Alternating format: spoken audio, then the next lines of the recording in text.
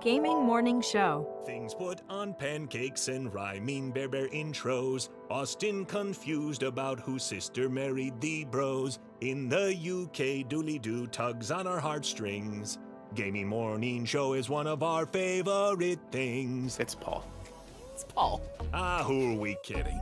Pumpkin spice and fall. Paul. We all know our favorite thing is the season of Paul. Pumpkin spice latte time! Besides the tasty drinks, the weather is cooler. We get the most time where it's cooled off, but it's not always rainy. sometimes it's rainy for part of the day, but then it dries up and it's just a nice, cool, cloudy day. I like that. There's football on. Man, did we have a great football weekend? Both of our teams performed to the tippy top of their tippiest top of performance, and boy, football is fun. That's gotta be enough for all of the hosts of Gaming Morning Show, right? Right? Okay, so when Club Penguin changed, they changed everything. They got more mainstream, and I wrote them an email. I was like, it would be really nice if you guys could go back to the way things were, because the original Penguins, we really miss it. I speak on behalf of all of the OG Penguins, and we all are really upset. Trent, you've changed, man. You're the Lorax for Club Penguin. I was. I speak for the Penguins. Well, penguin begins with a P. So, happy Paul, everyone, from all of us at GMS. Broadcasting live from Redner's Rescued Cat Figurine Museum in Menominee Falls, Wisconsin. When Sean Redner told his wife, Hillary, that he wanted to turn their Wisconsin home into a museum of cat figurines, she had a predictable response. We're gonna do what? We'll do that some other time, huh? Okay, then. Broadcasting live from the same places they've been since 2020. It's time for Gaming Morning Show.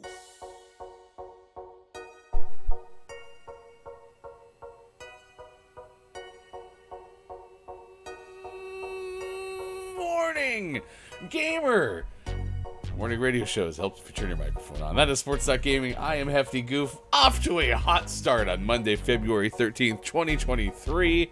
It's Gaming Morning Show. Good morning. We're going to have a lot of fun. 3 hours of action-packed and microphone-on style entertainment for the rest of the morning. Good morning, Sean. It sounded like there was a car coming from far away.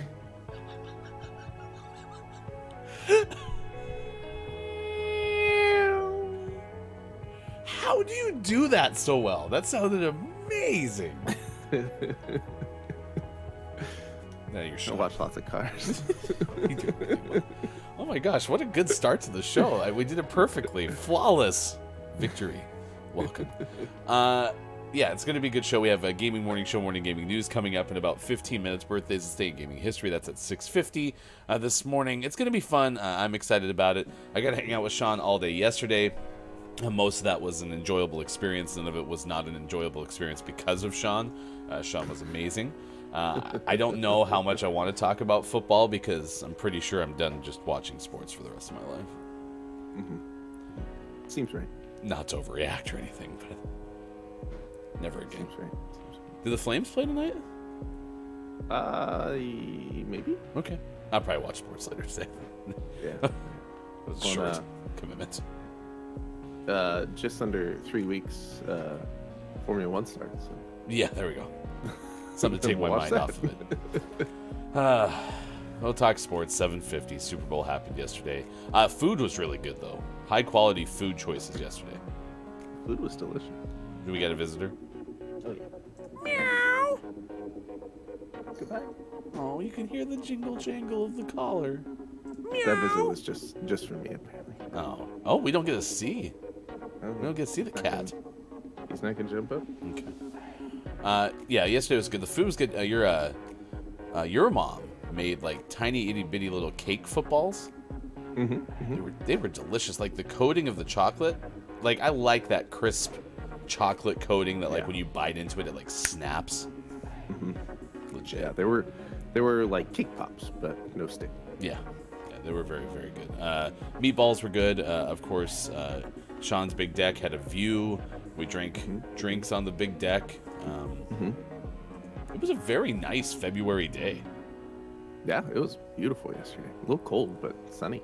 Surprising. You know what they say about a big day. It is good to see King Gray this morning, who opened the show up at 55 past 5 o'clock. First, Also, nice chat to the Element of One. nice chat. It's good to see you. Mel B on YouTube. Kate Zaid already with us among those names popping up in chat. It is great to see you. I hope you all had a great weekend. Please let us know what your weekend was like. We always like to hear those stories. Coming up, we'll tell you a story about a goat. Well, in fact, a gaggle of goats? What's the pack name for goats? Businesses of goats. Businesses of goats. Perfect. We'll tell you about that. They invaded Well, okay, the verb they use is wandered. It's almost like the goats were like collectively lost. Maybe they were browsing. They went to Starbucks or to a Target just to get like one item, stopped by the Starbucks instead, had a whole grocery cart full of things, as Target tends to do to people. Yep. They didn't need any of it. They all showed up. This first story we'll get to, we'll tell that story next hour. Later on this hour, an owl is evicted after shutting down a Georgia library for days. For days, this owl had the whole thing shuttered. We'll tell you the whole thing about that in just a little bit. It is Galentine's Day. Galentine's Day, if you want to hang out with your gals. It's National Clean Out Your Computer Day.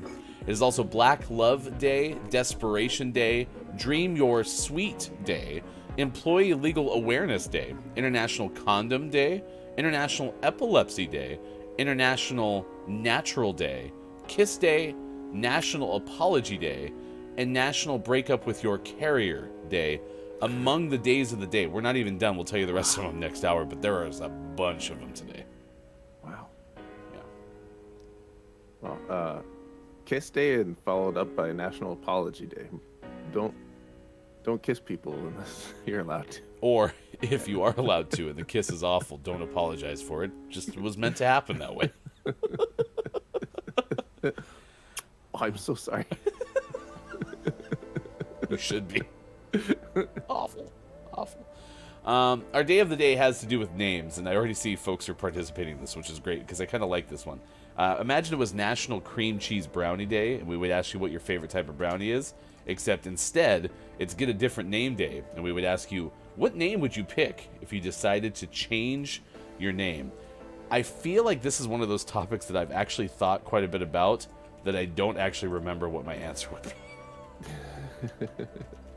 Nice. I don't know what name I would pick. I know I'd pick a name that only has one spelling. Is that the hardest part about being a Sean? Yeah. And some people are way more attached to different spellings of Sean. You know, you're like, well, how do you spell it? S-H-A-W-N. Oh, you spelled it the wrong way. I'm like, no, it's just different names could be spelled different. It's my way. Fine. Jeez. It's just how I spell it. Why are you so mad at my name? I didn't even pick it. Did you once kiss a Sean and then they apologized right away? Apologize right after. So mad.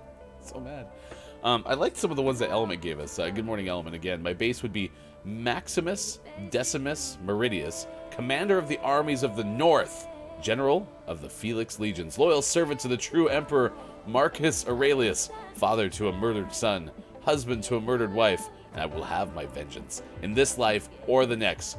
My name would be Kate. Nice. I don't think that was supposed to go into Kate. No, that's the name. Would your name be Asterisk? Ellen? Now I'm confused. Redacted. It's redacted. That's good. I like Commander of the Armies of the North. Calgary, the Vegas of the North. That's what you'd protect. Good old Calgary. Kate says, when I was younger, I wanted to change my name so bad, but as an adult, I actually like my name. I think that's what happens, right? It takes some time for, people to kind of come around to their name, perhaps. Right. Gotta try it on football. Yeah. See what happens. Kate also celebrated Galentine's yesterday with brunch. Ooh, what kind of food? And of course, if you are getting food today, we have a couple of rules. Food from yesterday, you can throw it in our Discord. But if you're getting food right now... Remember, if you're getting food, you must show and tell when you come back. A group of goats is known as a herd. Less common names include a tribe, trip, or flock, says Element. Boring. Businesses. Ryan never has seen Gladiator, I see. Am I supposed to know how that quote ends? Because it says, my name would be... And then there was an asterisk. Did you really get redacted? I don't know. That's rough. Chat. Automod, chill out. Let Element pass along with Maybe you tried to type in a website. Maybe it would be a website. maybe it was a key, the word of the day. So maybe that's what it could have been. The whole thing would have been nuts. Like, ah! I'll be honest, I have actually seen Gladiator. So this is now the secondary problem. If I've actually seen a movie, I don't typically remember a lot of movies. Unless it is that of Independence Day, then I can quote the whole thing too. Just like, let's see. Oh yes, one spelling name, says Kate Zaid. And if you pick a masculine name, if pick a masculine name like Harrison, ooh, would you might be a good Harrison. I'd be okay with Harrison. I like the sound of Harrison.gaming. Oop. I don't even know if I know a Harrison. I mean, I know Harrison Ford. Geriatric Jones. So if you watch the Super Bowl, raise a hands if you at least were around the television whilst the Super Bowl was going on yesterday, because that'll make this whole day a little bit easier, because I'm certain I'll refer back to the Super Bowl yesterday numerous times. But there was a trailer for an Indiana Jones movie. Yeah, Indiana Jones 5 this summer. Did they give it a subtitle? I assume they did, right? I don't remember. Like the actual skulls of crystal. Or something along those lines. Are you not entertained? Says Element. I do actually remember that line. I do remember that line. It's a good movie. Yeah, I mean it was clinically acclaimed, if I remember correctly. Yeah. Are you excited for the new Indiana Jones? No. I'm gonna watch it, and I love Indiana Jones, but Indiana Jones 4 was, oof. So I can't get excited for Indiana Jones 5. You don't want to be heartbroken again. Right. Indiana I'm just Jones. gonna assume it's gonna be not great and go into it expecting that. Indiana Jones 4 was like a kiss that you were agreed upon to give, and then you had to apologize. That's gonna go in. Oh, they stopped it. You reach down. You're like, I really liked the last kiss I had with Indiana Jones, and so you're like, I'm gonna go for a fourth one, a fourth kiss, because I liked it that much. And then at the end of it, you had to be like, oof. I'm so sorry that happened.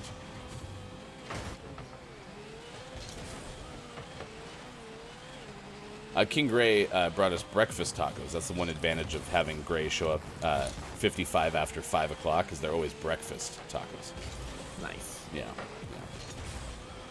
Now, as a sponsor of the sports segment, I made sure to watch 0% of the game this weekend, says King Gray. That's what we would expect as our sports sponsor.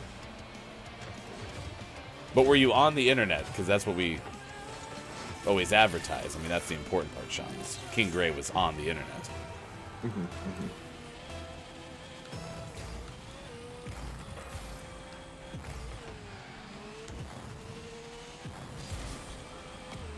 Okay.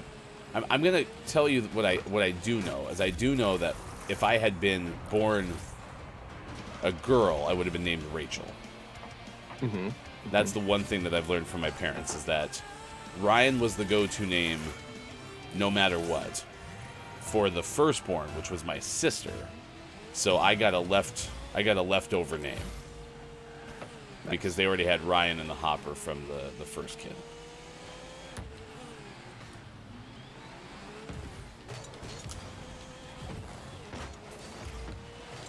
And then I know that I would have been Rachel had I been born a girl. So I don't know what I would change my name to. I don't actually dislike my name at all.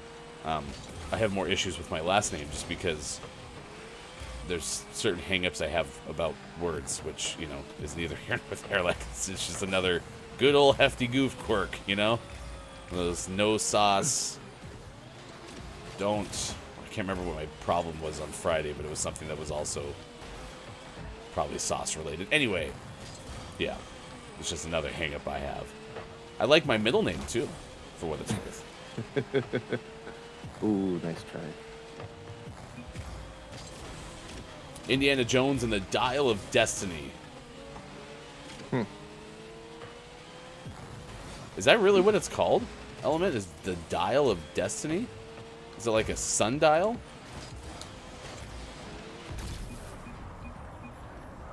Really? Yes, sir. Wow. The Dial of Destiny. King Gray says, I can see why you don't like your last name, Ryan Thousand Island. How'd you know, Gray? My last name is actually Dressing. My middle name is Thousand Island. Of all the dressings that I don't like, Sean, by the way, Yeah. Thousand Island is probably one of my number ones. Like number one worst? Yeah, like Thousand Island looks so gross. It's like orange. It looks like it has chunks in it. Mm-hmm. Ugh. Hard pass. Although I like blue cheese dressing, so here we are.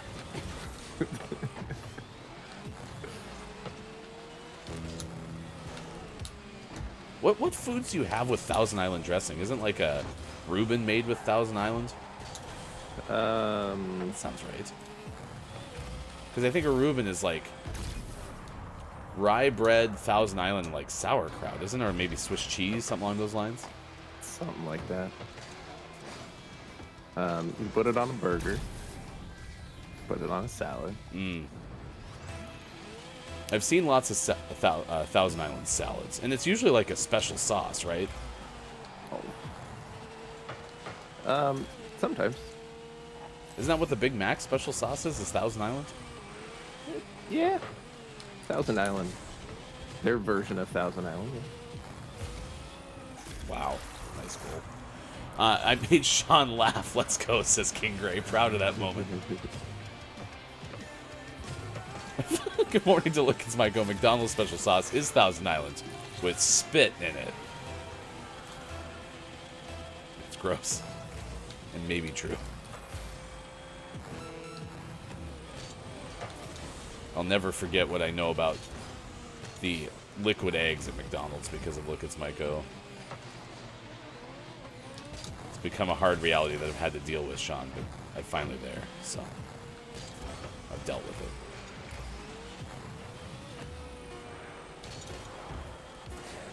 Get in there. Nice shot. Nice shot. Any other highlights from yesterday? I mean, oh, the cheese plate was solid. Mm-hmm. Cheese plate was good. We had veggie meatballs. Some impossible meatballs. Those were pretty good. The meat and cheese tray had the spiciest pepper jack of all time. Oof. Man, my mouth is still burning from it. Never so good, before. Never before had we ever had pepper jack that spicy.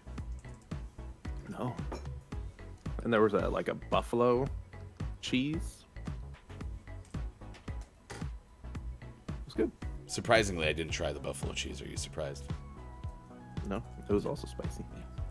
I mean, after the pepper jack, I was like, wait a second, I'm going to slow my roll. This is not going to be a good day if I end up trying to eat too much of this cheese. Like, it was time out. I got to take a break spicy. Yeah, it was pretty overwhelming. I don't like it. I don't like it. All right, well, we'll talk about sports coming up at 7:50 this morning. Sports? We'll also have a list of the day coming up next hour. Tomorrow at 7:25, we're going to talk to Whit Fuller, who's a student writer for the Daily Utah Chronicle, the University of Utah newspaper. We're going to talk about cozy games with Whit. Also tomorrow, we'll play 5 Questions GMS with Awkwardish Panda, Twitch streamer. We'll talk about the Fiends of Fairwick project, a Kickstarter that Awkwardish Panda is doing with a collection of others. So we'll have that coming up tomorrow. Double guest day on Tuesday on this morning radio show that plays games. Right now it's 6:27 West Coast time. It's 9:27 out east. It's 2:27 for those watching GMS in the UK. Here's hashtag video game expert Sean. Good morning. It is Monday, February 13th, 2023, and this is your gaming morning show, Morning Gaming News. Mondays are always weird. Mondays, sometimes there's good news, and it's always like Friday news. Not much happens during the weekend. Not much is rolled in Monday morning yet. So we got some ups and downs today. First up, we're talking about FIFA. We're talking about EA football games. And EA, the fact that they're paying $588 million for the rights to the English Premier League. That's a lot of money. That's a lot of money. This is from Luke Plunkett of Kotaku. Let's see. So FIFA, rest in peace, now known as EA Sports FC, has been able to follow up in the FIFA name, and they're working on making it a quality product. But now 20 Premier League clubs were briefed at a meeting on Friday about a 6-year partnership with EA Sports worth $588 million. Oof, that's still a lot of money. EA Sports is the only place where you can experience, this is a quote, the competition, energy, and excitement of the world's most popular league. Play with all 20 Premier League clubs competing in their kits and logos with an authentic broadcast, commentary, and pre-match choreography package, making it the most authentic representation of the league. That's a lot of money. I just saw Lucas Myko, who I suspect would know more about this than I would, says, I don't think the broadcast rights for EPL are that much. That's so much money. That's a lot of money. But I mean, I think they're really concerned with their post-FIFA success. Because FIFA was such a brand in and of itself. And even having a game that is basically the same as FIFA, just be their next, their follow-up game. I imagine they're worried about it not doing as well, just because they don't have the same branding. Grandma's at the store and their grandson always plays FIFA. Now on the sports or on the shelves, you say EA Sports FC, and they're like, oh, FIFA's not out yet, and they just move along. Like, that branding might be important, and so I wonder if that's part of it. Is they just want to make sure they secure these rights for as long as possible, to have the best success they can. Why didn't I get FIFA this year? Because it wasn't out. I didn't get it free at all. You know, like soccer video games. I did see one that was like EA Football or something, but I don't remember what you said it was called. Which is already case in point of the problem. In 6 years, if you have almost $600 million and you'd like to buy the rights instead of EA, start saving up now. What if we got the rights to the English Premier League? I'll look and see how much I have getting close to that $600 million. Now, chat, can you throw us like a quick tip or something like that? We could pull it all together in 47 billion years. We'll keep working. In our next news story, we've talked about Nintendo. Specifically, we've talked about the Nintendo Switch sales over the last few years, and continues to do well. In a recent-ish quote from a financial report, Nintendo admits that Switch sales are unlikely to continue growing at the same pace. So I think they're aware that things are going to plateau at some point. This is from Ryan Dinsdale of IGN. They said in a quote, Nintendo Switch is coming up on its 7th year of sales in March, and we see this as uncharted territory in the history of our dedicated video game platforms. Under these circumstances, it is hard to imagine that hardware sales will continue to grow at the same pace they have to date. Nintendo is still hopeful that sales could increase, however, through the launch of new games like Legend of Zelda Tears of the Kingdom, or from customers buying a second console. There are titles under development for Nintendo Switch, and new titles will continue to be proposed going forward. We're seeing both new demand and multiple systems demand for hardware, so we think there's still room for growth. To that end, we will want to maintain a high level of engagement with the hardware and create a new demand, not only by releasing new titles, but also by working further to convey the appeal of existing titles. So basically, Nintendo's gotten to this point, and they're like, well, usually we'd be like wrapping up a console, moving on to something else because it's not selling anymore. Now it's still selling. We don't know what to do. Let's keep making games. What I a guess. great problem to have, I suppose. Right? It's the biggest issue facing your company this week. It just keeps selling. I don't know what to do. We don't know. We don't know what's going on. No one bought 2 Wiis for their house, but households have multiple Switches. We don't know. We don't know what to do. And it's true. Like, I've never had, outside of handheld Nintendos, Game Boys, etc. I've never had multiple purchases of a Nintendo console. You know, you didn't have a Super Nintendo for 3 years and then be like, you know what? We should get a new Super Nintendo. Surprisingly enough, I actually had 3 Wii U's. Gross. We don't talk about Wii U. Did you just walk around the neighborhood looking in trash cans? I just saw a DK Oldies this morning box up one of those, and the first thing I thought of is Sean would delete this video. Probably thumbs it down. Absolutely. What a garbage system. So harsh. But it's true. I mean, in our house alone, we have 1 OG Switch, 3 Switch Lights, and I can't say that I've not contemplated getting an OLED version. So, a lot of Switches out there. You're the case study for this whole story. Yeah, pretty much. And it's true.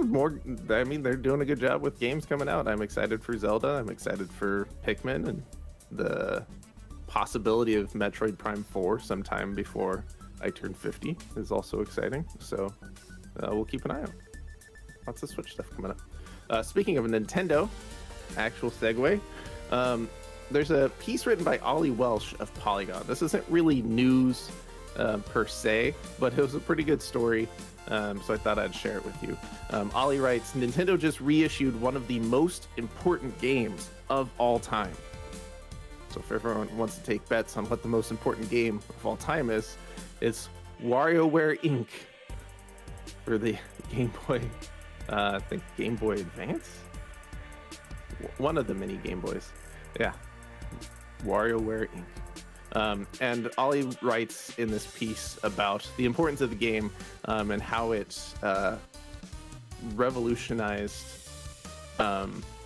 like mini game packs, as this was a mini game compilation, and it was on the Game Boy Advance. And it spawned a minor series of games and cult obsessions with WarioWare games. It had a very distinct and purposeful, like rough and dirty feel to it. It was not very polished, but that was definitely on purpose. The jank has always been a part of WarioWare games. WarioWare Inc. was made by a small team within Nintendo's in-house R&D 1 department. They basically set out to just make a game that they thought was funny, and they were entertaining themselves more than anything else, and put it out and found a cult following. And so WarioWare games have continued since then, but also mini game compilations have continued since then as well. So it kind of set the precedent for how to make an entertaining and fun mini game pack for consoles. It's an interesting thing. Like, I think you described it as what, gritty? Is that what you said? Mm-hmm. Yeah. Yeah. It's dirty. Get a shower, WarioWare Inc. Watch the hair. If you never played a WarioWare game, you should at least go watch some, just because its humor is very unique and it's kind of absurd, but it's very entertaining. And there is one on the Switch, so if you enjoy that sort of stuff, go check it out. What about Wii U? Gross. Never do that. I did play a WarioWare game on the Wii, however. Way So better than the Wii. the Wii U played? Nope. Wii that I played. Wii's. And always last but not least, we finish off today's Gaming Morning Show Morning Gaming News with the World Renowned segment, within a segment where we take a look at what is out today, like Nothing to Lose, out on PC, Perseus, Titan Slayer out on PC, Base Jump out on PC, and for the most prestigious award in video game focused morning shows, your favorite segment within a segment within a segment, today's name of the morning goes to School Flight Simulator out on PC. Not Flight School Simulator. Not a typo. I checked. It's School Flight Simulator. No So one knows why. At a glance, I looked at this. I thought it said School Fight Simulator. Me too. And I was like, oh, are we going to go after one another? It's like a whole bunch of kids in a circle going, fight, fight, fight, fight. Guess not. Nope. Okay. Interesting. School Flight Simulator. Okay. Well, congratulations to School Flight Simulator. It's like when you go to flight school, right? Kinda, but backwards. This is what happens when your elementary school sprouts wings and takes off. Mm-hmm. It's a school flight. It's like the magic school bus, but wings. Big thanks to everybody who, on our Patreon-only Discord, gave us some poems. We'll get you a winner of our January Name of the Month. Maybe our February Name of the Month might be School Flight Simulator. Don't think so. But maybe it will be. You never know. Definitely probably not. But sorry. We've had better. So Don't get your hopes up. pretend that School Flight Simulator was a kiss. And then you're like, ooh, sorry. Ooh. So sorry. I apologize. It could, though. It's literally a possibility. So if you're Patreon subscribers, nearly, actually over 30 of you are now, because Businesses became our latest Patreon subscriber. I would go ahead and have that thing like pop up on the screen and blow kisses your way. But I don't think I have. Oh, wait, look at that right there. Izzy, thank you so much for becoming a Patreon subscriber. We truly appreciate it. You can become one too, and when you do, you get access to GMS emotes through Sports.Gaming's Twitch channel and more. Find out more about Gaming Morning Show on Facebook, Gaming, YouTube, and Twitch, as well as GamingMorningShow.tv. Also, big thanks to our friends Kate Zaid, who went ahead and pledged $5 for the quote-unquote FIFA fund. We're well on our way. Nice. Just need like a billion more times that, and then 100 times more of that, and then we'll be there. So thank you, We're Kate. getting there. We're getting there. I mean, we have 6 years, so Yeah. surely if we make $5 a day for 6 years, it'll equal $600 million. If you think about it, with compounding interest, of course, right? Yeah. So there you go. That is some of the latest who have subscribed to Patreon. Of course, thanks for the tip, Kate Zaid. Appreciate it very much. In fact, we know who can hold on to our funds for us, and that is the person who hangs out with Bear, our friend behind the curtain who is always on our side. Bear, never runs and hides, especially when his team loses, like what happened yesterday. Eagles were demised.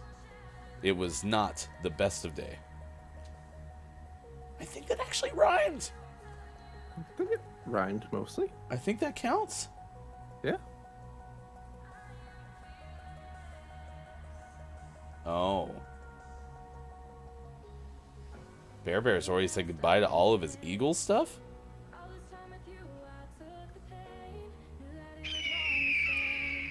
And all that was left was Eagle the Mathematical. Okay. Pretty good.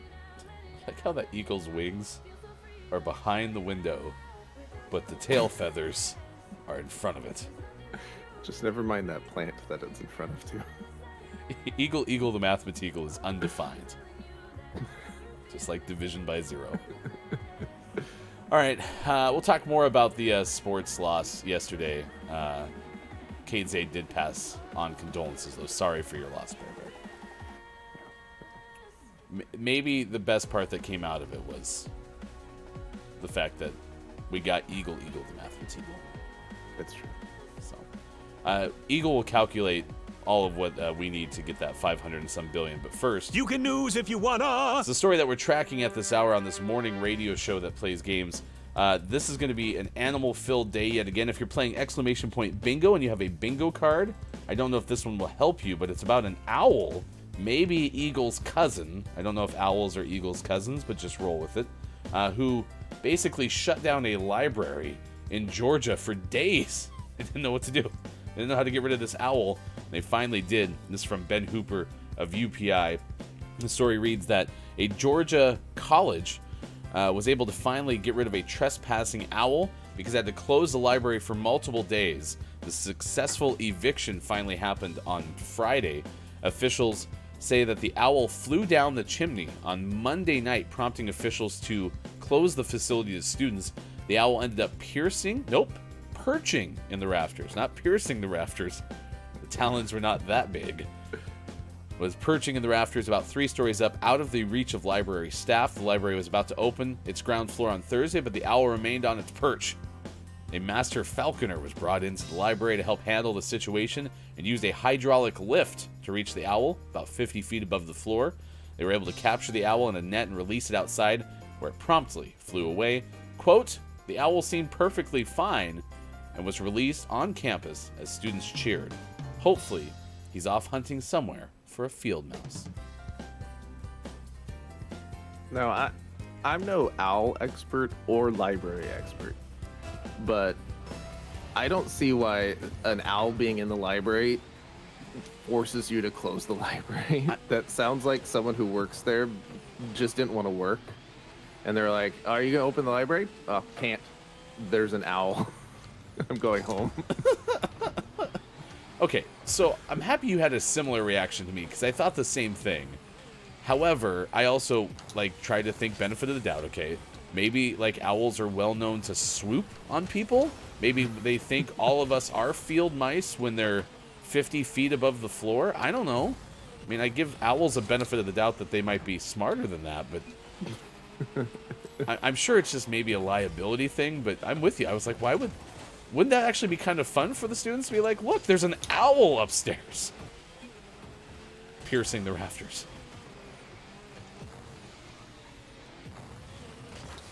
Yeah, Lucas Myko says that's a lawsuit waiting to happen. Owls' talons are incredibly sharp and can get scared. Yeah, I'm assuming that's what it was, but I had the same reaction to Sean's like, why did this shut it down for a week?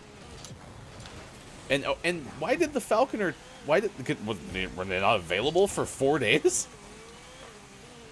How many falconer-type activities are needed in a week's basis? Or maybe that's just a lack of supply. I don't know.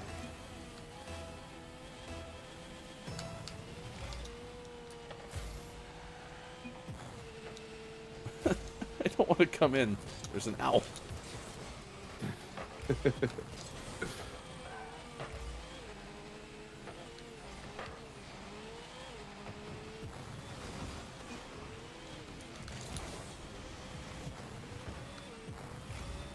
That looked like we knew what we were doing. And even got to our teammate. You mean Brewski's 69? Oh, it's 89. Boo. Brewski.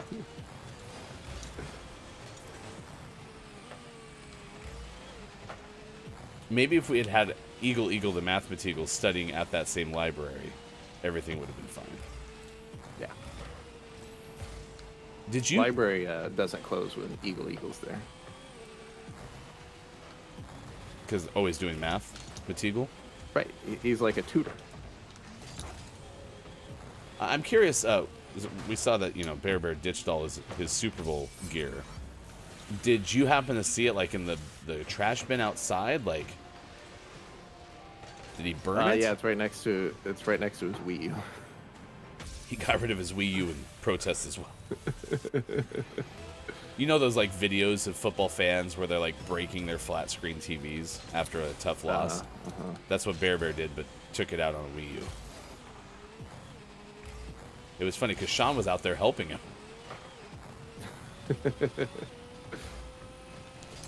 Ooh, nice try. Hey, Melby, it's good to see you. Thank you again for being here. Our question of the day has to do with your name. If you've already answered the question of the day, you can make that a check mark on your bingo card if you're doing exclamation point bingo with us today. What name would you pick if you decided to change your name?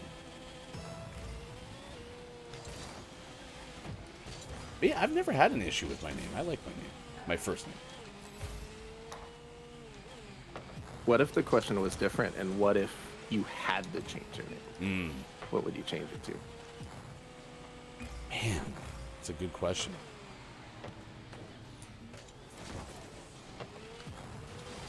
I've always been fond of the name Sean.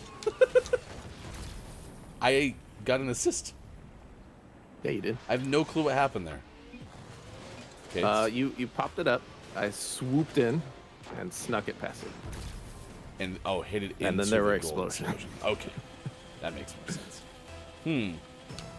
What would be a good first name?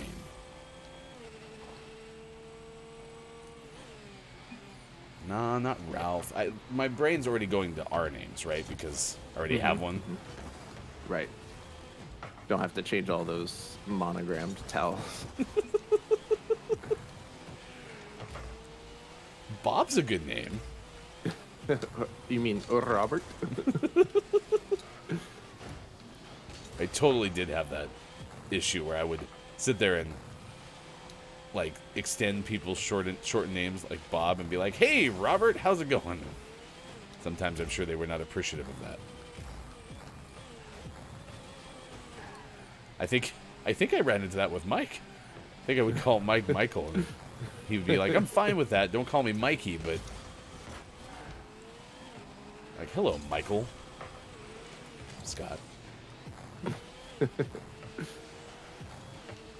Oh no! Ugh. We've had some bad bounces this morning. Yeah. Okay, repeat what you said about the question of the day. So today's question of the day, Melby, is it's get a different name day. So what name would you pick if you decided to change your name? Good morning to I am JF Downs. It's good to see you on this Monday morning. A warm welcome to official GMS cartographer and diagramographer, I am JF Downs. I could take a page out of the book of Downs where I just go with like double initials. You know what I mean? Instead of being like, you know, Jeff, I'd be like, wait, maybe Downs' name is Jeff. And instead of including the E, Downs just went with JF. We ever think about that? Yeah, maybe it's not JF Downs, it's Jeff Downs. I am Jeff Downs!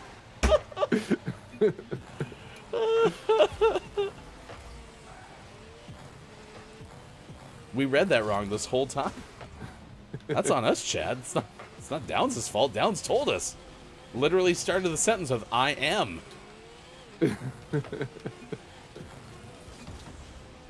Or, oh no, it does say I am. I was like, maybe Downs is an instant messenger. Instant messenger Downs. Alright. I hate when the music abruptly stops. It's like, Yeah, that was that was upsetting. it's not even like the screech. It's just like, so.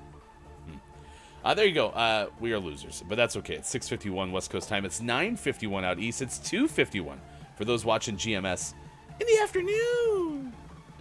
Thank you for being here. We are so appreciative of it. This is Gaming Morning Show on a Monday. It is the 13th of February. Believe it or not, we're halfway through the month of February already. So I hope you're going in the right direction for how you want your February to be. Let's see. Kate says, if I had to change my name, I would change it to either Kyle, Kennedy, or Harrison. Harrison's a good name. I think what I'm going to do to answer this question is during the break, I'm going to go in and ask Hefty Wife and maybe the Hefty Kids, hey, what do you think my name should be? Worth a shot. Down says, I am not Jeff. I am Jeff Downs. That's going to be a problem. I'm going to see that too constantly when I look at Downs' name now. Nice to meet you, Jeff Downs. Nice chat. Jack is here. Nice chat to you. People have a hard time with my name, so I would change it to LRQP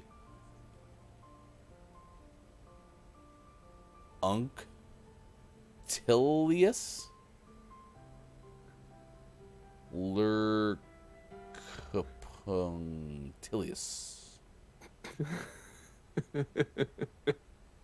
Nailed it. Nice. Could you imagine giving that at a Starbucks?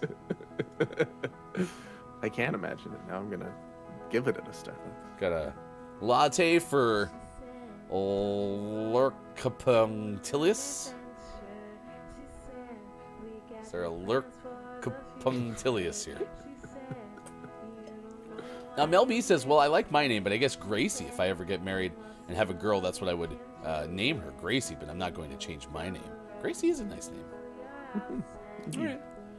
Well, I think we accomplished a lot there. Yeah, I think I'm going to have to ask, though. I have no clue what I would name myself.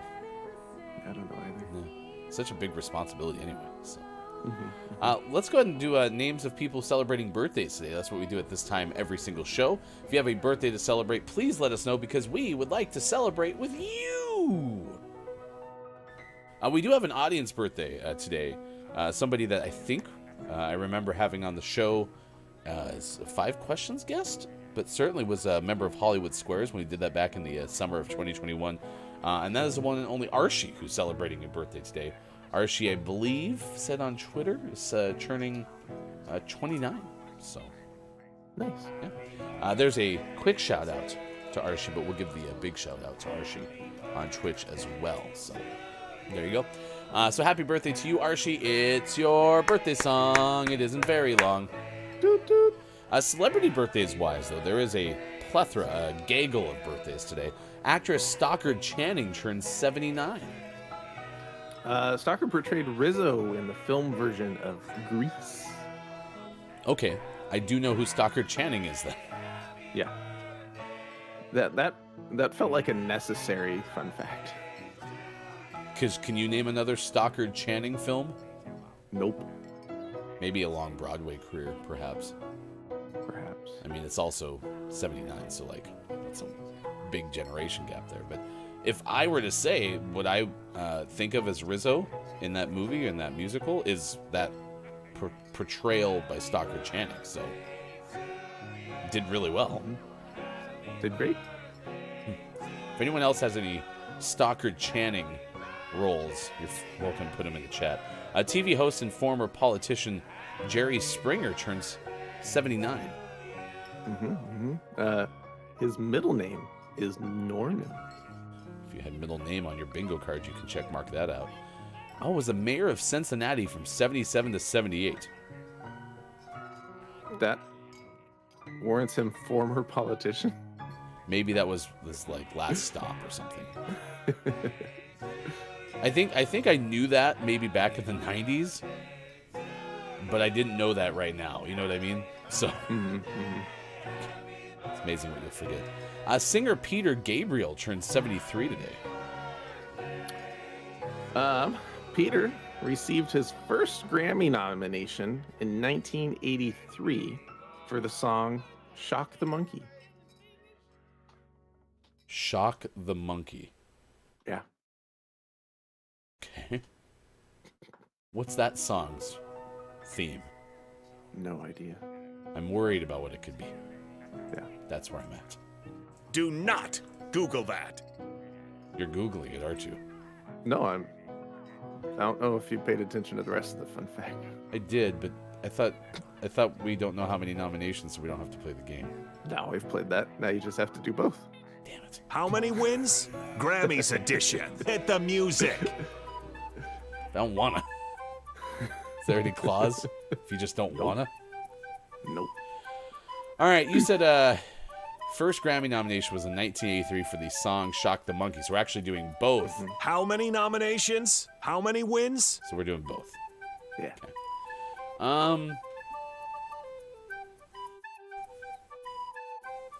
Now, that was the first one, 1983. Singer Peter Gabriel, I've at least heard of Peter Gabriel. That means that the career was somewhat sustained. It seems like this would be 3 nominations, but unfortunately no wins for Peter Gabriel. Wow.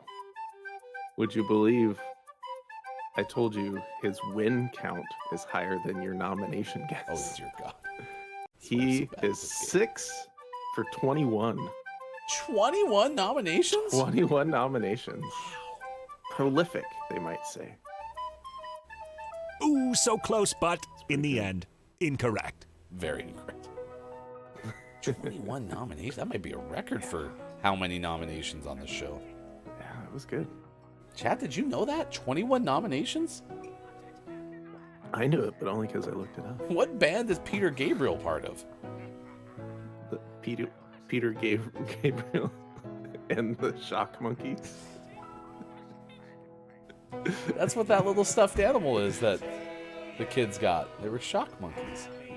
Not worried. Singer Henry Rollins turned 62 today. Henry played a criminal in the film Heat. Never seen the film Heat. Me neither. Gangster movie? Sounds right. Okay. You don't know, do you? Nope. Okay. Actress Kelly Hu turns 55 today. Kelly appeared as a Union admiral in the sci-fi series The Orville. Redenbacher.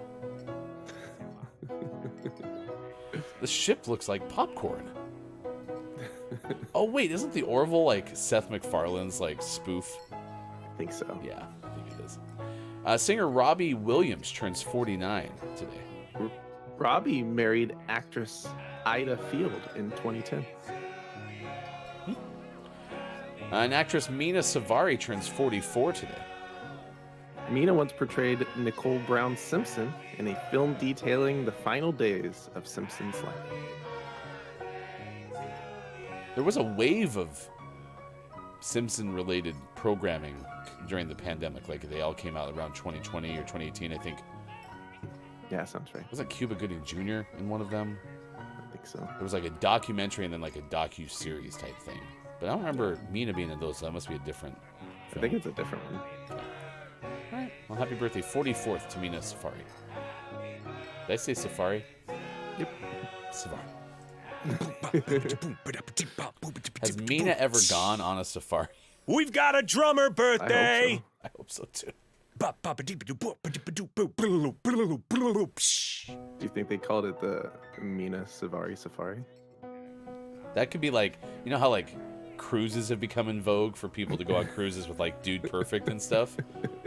Mina could take a whole bunch of people on safari. Safari. How sick of that joke do you think Mina is? Maybe she's never heard it. We should call her. We're the first ones. There is a drummer birthday. Scott Thomas of Parmalee is 50. Parmalee. Sorry, when I first glanced at it, I thought it was Paramore. Yeah. That's not what that said. Have you heard the new Paramore album? I haven't. A lot of people saying good things. Chrissy Icky, who we saw this weekend from the audience, said it was pretty good. So, yeah. Have to check it out. I listened to the first song. I don't love the first song, but I got to the second song. I was like, okay, I'm still good with this. Singer Freedom Williams, CNC Music Factory, is 57. I liked CNC Music Factory. Nice. Yeah. Also, Mike Krzyzewski, the longtime Duke basketball coach, recently retired at 76. Nice. Lucas Mike goes Parmesan cheese, but it has Sean in it. S-E-A-N. Get it? You mean the wrong spelling. Get it? Get it. All right, this day in gaming history, Sean, we start with 2002. Immersion files a lawsuit against Microsoft and Sony for patent infringement of joystick force feedback technology in the Xbox and PlayStation 2 controllers. Lawsuit. For sure. Correct. How'd you get that one? I didn't realize that there was like lawsuits around that, but it makes sense because I'm sure somebody was already working on that, and then Xbox or PlayStation was able to get it in their controllers. I don't know. I don't know what immersion is. I don't either. I'm saying that right. That's immersion, right? M-I-M-M-E-R. Yeah, I think so. Okay. 2003, Sega announces plans to merge with Sammy in Japan. Sosa? My first part of my brain went, that's a like nickname for Samsung, but Samsung is out of Korea, so what's Sammy? It's a nickname for a sandwich. Oh, Sega got purchased by a sandwich shop in Japan. 2003 as well, Capcom releases Marvel vs. Capcom 2. That was for the Xbox, $39.99. You could get that. In 2006, The White House ceremony in Washington, D.C., U.S. President George W. Bush awards Ralph Baer a National Medal of Technology for, quote, groundbreaking and pioneering creation, development, and commercialization of interactive video games. Nice. Ralph Baer. Bear. 2008, Microsoft releases Lost Odyssey that was available for Xbox 360 in the U.S. And there's your This Day in Gaming History. Nice. Parmesan cheese. Also, Mike says Heat is a top tier movie, well worth seeing. But is it a gangster movie, Mike? Is it a heist movie? What's the premise? Mel B's not feeling well. I hope you feel better. Mel B. Jack says that's a dope song. It's a metaphor that means something similar. Shock the Monkey. From the multi-award-winning artist, Peter Gabriel. So, reminder coming up tomorrow night is GMS Tuesday nights. We're going to play Apex Legends Season 16. We'll let you know who our guest is going to be. Tomorrow during Gaming Morning Show, Whit Fuller will join us. We'll talk about cozy games with the writer from the Utah newspaper, the University of Utah student newspaper. We'll also play 5 Questions GMS with Awkwardish Panda. So we have all that coming up tomorrow on Gaming Morning Show and into the evening with GMS Tuesday nights. More to come. This show, list of the day, is going to be Epic Sports. We relive a rough sports day yesterday. That's all on the way. Thank you for being here. It is Monday, February 13th, 2023. And this is Gaming Morning Show on Facebook Gaming, Twitch, YouTube, GamingMorningShow.tv.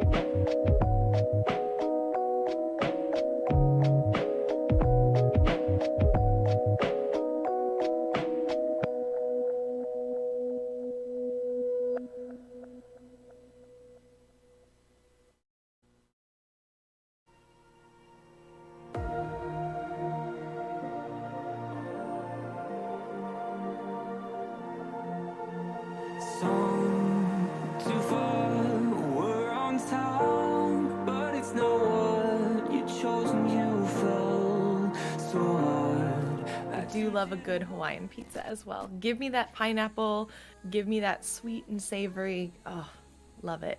I'm happy I'm at the stage where I can like nitpick, pizza meats. Which, by the way, that made me laugh. Pizza meats. But you have pepperoni, which I agree with you. But especially when you get like the curly pepperonis, right? That kind of like boat up. Yeah, you get a little bit, like just a little bit of that pepperoni like grease in there, and then the crunches at the top. It's like that texture is just unparalleled. It's so good.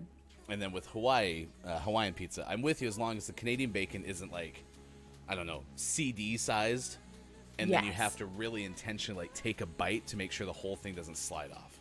100%. It's all about the size of the meat. In pizza, it's about the size. It's all about the size of the meat. Famous because I didn't have it on. That's all I'll say. Didn't score more, correct? Exactly. Chris M.E. is asking, is it cream cheese frosting on a brownie? And in this instance, it doesn't sound like it's the case. It sounds like it's designed to be like part of the brownie base, and then it gives it kind of like a, I don't know, like a cream cheese filling almost more than icing. So I don't think, I don't know. Again, my dislike for cream cheese is probably skewing my perspective, but I think I'd rather have almost cream cheese icing on a brownie as opposed to having the swirly part in there. You can drive up the walls? Oh yeah. That was cool. Sorry. No, you're fine. You're waxing poetic on cream cheese, and I'm just like, cars go vroom. What? If I had to rank what I could resist, the siren call of brownies, I could resist. Ice cream is like super strength. Wow, if I resist it, I need to go buy like a lotto ticket and maybe like go try doing a pull-up or something, because all of a sudden like I have become too powerful. I cannot resist ice cream. If I get it, I know it's gonna be gone. Like I will only buy like the little pints, and it will be gone within the week if I have that. You said you have to go try to do a pull-up? Yeah, the strength that it takes me to resist ice cream, I feel like I could channel it to some sort of Herculean feat of strength, which for me is single pull-up. I mean, listen, I can't do pull-ups either. I just laughed that was like on the same wave like this lotto ticket. It's so great. Makes me laugh so hard. It's like a matcha milk tea kind of thing. Oh, it's just really, really good. Quiet got really excited for you because apparently there might be a Spider-Man one. Now there's a Batmobile, which, you know, that would be... Batman. Sorry. That's my Batman voice. That was so good. Could you do it one more time, please? I have a mask somewhere, a Batman mask. I'm going to pretend I'm listening by leaning into my microphone, which is how audio works. Do it again.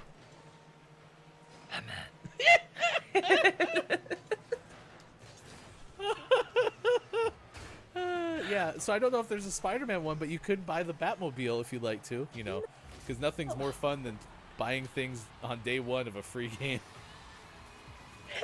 It's honestly why I do avoid free-to-play games. Edition of Gaming Morning Show tomorrow. There'll be Theo and myself for all 3 hours, so please join us again for the Monday edition of Gaming Morning Show. Thanks for being here. Now 7:51 West Coast, 10:51 out east. It is 3:51 for those watching GMS in the UK. Brendan goes, hey, first 100 fans in the park gets a free hefty goof bobblehead. Sign me up. Ready to go. I could actually see where I have my Dr. Squatch soap, which, by the way, go to drsquatch.com and use code DISCBRICK10 and Look It's Mike O will help you save 10% on your first purchase. I'm smelling, heck yeah, through the box hole, the scent of gold moss. I don't know through the box hole the thing you want to necessarily say. I feel like that's on the level of, like, the size of the meat. You know what I mean? I'm kind of with you. I don't watch much of the Olympics, but because Sean is so into it, we've had it on quite a bit when we've been at each other's houses. And then I will admit, too, I learned yesterday that downhill skiers can get up to like 90 miles an hour. That's great for them. We had to describe it to our children because they said, that's so fast. I bet cars don't even go that fast. I'm like, cars can, but you have to keep in mind, when we're on the freeway in Oregon, we're driving 72 miles an hour. Those people are going almost 20 miles an hour faster than we are on the freeway in a car. Dang. We have airbags. Yeah. Stuff. Yeah. So. I know, and I'm like, what? They don't even wear anything. They just have their, like, little, the ski skin-tight outfit and a helmet. Yes. No elbow pads, no wrist pads. Like, I armor up way harder going roller skating than they do going that fast down a hill. So true.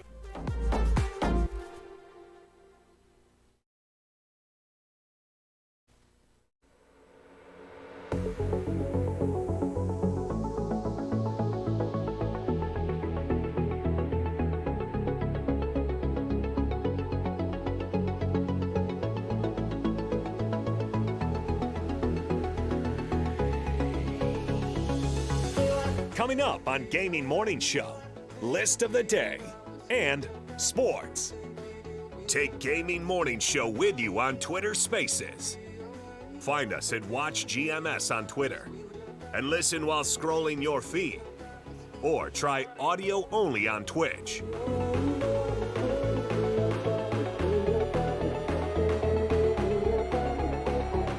It's all coming up on Gaming Morning Show. Time for hour number 2, right now. Morning, gamer. Welcome in. Gaming Morning Show continues. Thank you for being with us. It is the Monday edition, February 13th, 2023. Thank you for being with us. Sports Gaming, left side of your screen. I am Hefty Goof.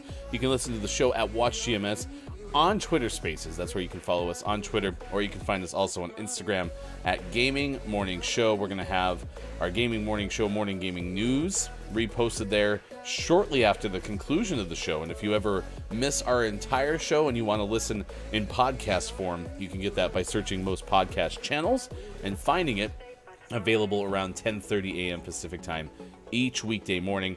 Also want to give a big shout out to the Monsters and Friends podcast, which you can find on your favorite podcast platform. You can grab those there on Apple Podcasts, Spotify, etc. Also, the new Game of the Month Club is available from the person we saw during the break when Kim Chica guest hosted the show just about a year ago. It's a monthly game club where you play video games and brew good conversation together. That's geeksandgrounds.com. So check that out from Kim Chica right now. All right, I think we're a pretty good sheep. Sheep. It's a good sheep. Want a good sheep. Shock the sheep. Peter Gabriel's favorite song. We are in pretty good shape. It's good to see you. Thank you for being here. Eagle, and Mathemateagle, Bear in attendance as well. Sports coming up at 7:50. List of the day coming up in 10 minutes from now. What we're going to tell you about is hopefully names related. Maybe not. Maybe it's part of our other days of the day that we didn't even get through the entire time. We told you about some of them, like Galentine's Day and Desperation Day and Dream Your Sweet Day. But we also have others like National Cheddar Day, National Crab Rangoon Day, National Derrick Day, National Internet Friends Day, National Jamie Day. It's National Poop Day. Well, there it is. The first poop mention of the day. Mark it down. I'm not making it up. It's National Poop Day, Sean. All right. Well, ain't that some... I mean, everybody poops. National Tortellini Day, National Wingman Day, Oatmeal Monday, Self-Love Day, and World Radio Day. Those are among the days of the day. Please pay your hosts with plenty of voice flattery. Good morning and nice chat. Thank you for the follow on Twitch to Ope Gamers. I appreciate that very much. Who else is here? Mel B. We've had Luke, it's Maiko, and some others talking throughout the course of the morning when we ask you about get a different name day. Well, so what name would you pick if you decided to change? You can also grab your bingo cards by doing ! bingo, and we have the second hour starting if you want to see if you can get a bingo as we test and see if the bingo cards are something we'd want to keep. And later this hour, loose goats wander into a Target store in Texas, so that is on the way, and we'll talk about yesterday's Super Bowl. We already talked about the food, which I think our spread was pretty okay. Y'all did a really good job. Thanks for hosting us yesterday, and the sun was shining a little bit. It was a little bit chilly, as you mentioned, but still out on the big deck, the water was trickling through the creek, and the game was on the TV. It was weird. Your TV inside is connected to your actual cable company, and then you had your outside TV on the deck with an Apple TV, and the one on the deck was actually like more in real time than your TV provider. It was weird. It was so bizarre. It eventually evened out, and then we turned it off. So we did turn it off because I didn't want to see something outside, and then Sean and our friend Hofbrew were standing next to each other and be like, look how in sync it is outside. It's a reflection. It was perfectly lined up, though. Like, it's frequent that reflection is, like, near the TV, but the angle the TV was at, it couldn't have been more lined up from that angle. It was great. That's awesome. It was great. I was blowing Hofbrew's mind. He's like, look at this. This is nuts. He's walking all over the house. Whoever installed like your windows looking out to your deck, they did that intentionally where it's like anything inside will look perfectly aligned with everything outside. It's like a design principle or something. He hired a Mathemateagle to work out all the angles. Eagle, Mathemateagle.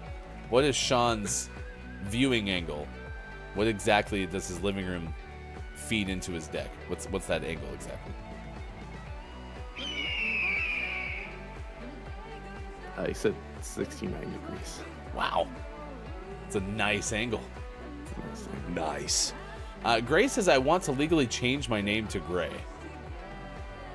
First name King, last name Gray. Or is that like a... Middle name underscore. That would be good. I wonder if you could use King as like a salutation. Like Mr. and Mrs. Mix, something like that.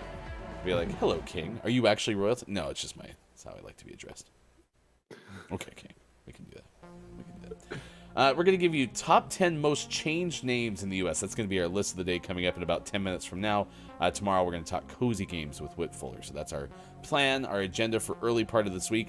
Likely going to have a GMS on the road coming up on Thursday because I'm going to be up in Seattle. We're also going to be off early next week too, unless we come up with a different plan. But that's some of what we have to figure out. So yeah, a lot of stuff next 2 weeks in February. And then by the time that's over, February will be over. So turn our attention to the USFL or something like that. Yeah. And Formula One. Oh, yeah. We are going to play some GMS Sports coming up with GMS Tuesday nights. Not in the month of February, but coming up maybe the first week of March, which would be fun. All right, should we try to win a Rocket League game? Yeah, probably. It's been a while. It's been a while. Well, I'll start things off with a wonderful center that'll be stopped by pre-packaged meat. Always making those hard stops. What a save by pre-packaged meats. That's why they're put into saran wrap, is because they're pre-packaged. Saves them from being spoiled. Get it? Because they made a save, Sean. Yep.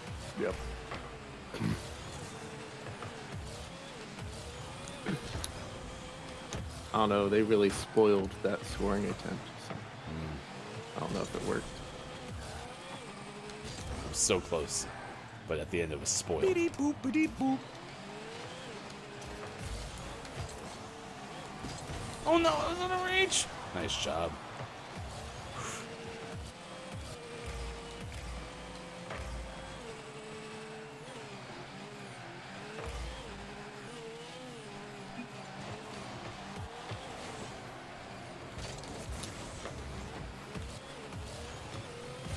Tomorrow's going to be a good day. I'm excited for Tuesday, excited for Apex Legends to come out. I hope the Season 16 launch is a lot more stable than some of them have been.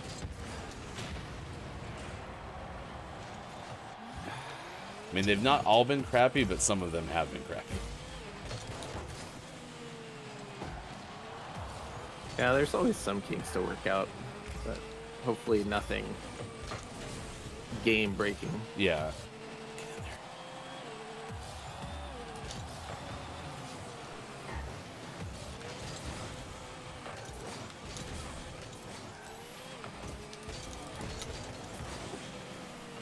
Whew. That was like everybody on our team went into the net, and so we had to fly back to have any chance at that. Nice job. Teammates pretty solid so far, no complaints.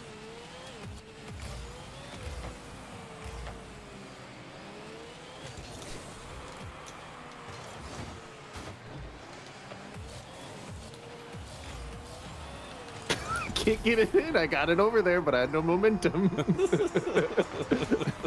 just kind of hanging out on the corner. I was just trying to block it from that guy, and I was just there. Like, make it roll in. A 49-mile-per-hour goal, and that's being generous.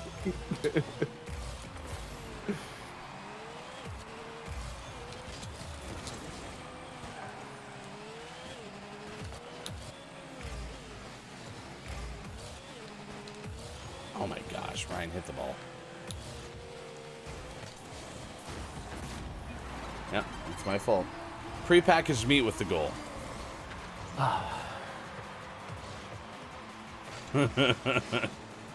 Their tag is Master Crafter. Good old pre-packaged meat.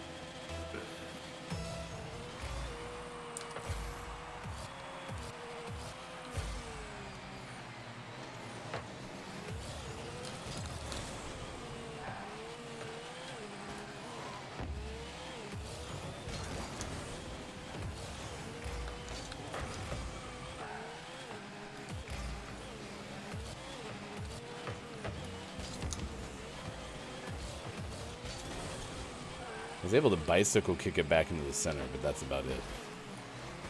Oh, by the way, I did try to ask Hefty Wife what my name should be if I had to get a different name, but wasn't able to do that since I had to wake Hefty Wife up. Things are a little bit slow going in the Hefty household this morning. Nice shot. Everyone was up a little bit later because of the Super Bowl. I can't remember. I think we got home in like the 9 o'clock hour, but that's why they all say like today should be a paid day off. Yeah. Just close it all down. And I don't even know, what kind of numbers the Super Bowl did yesterday, but I assume, it'd be what it usually is, which is, 50, 60 million people. So when you have that much, consensus and people at least doing something for the same event, you figure people would get the day off. Man, that's my fault too.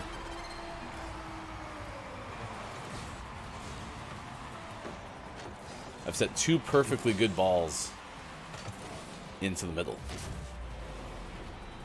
Just on the wrong direction.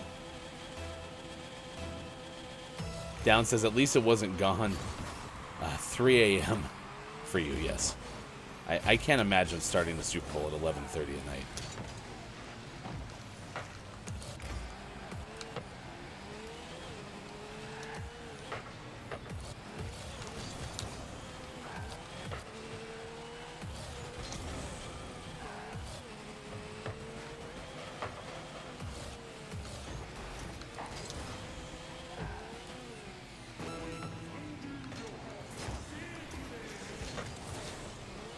Do you know what is super gutting? My boss thought I had a day off today. Oh, and then you showed up to work, and they were like, "What are you doing here?" kind of thing.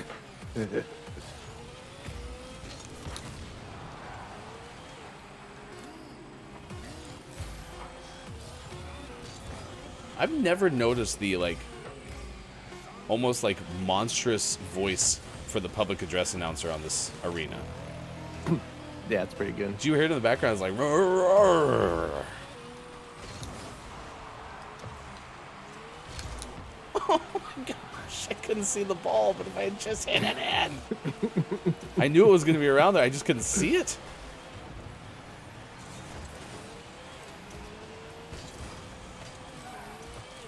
Like, I had half a mind that was just going to go in anyway. Yeah, it was pretty close.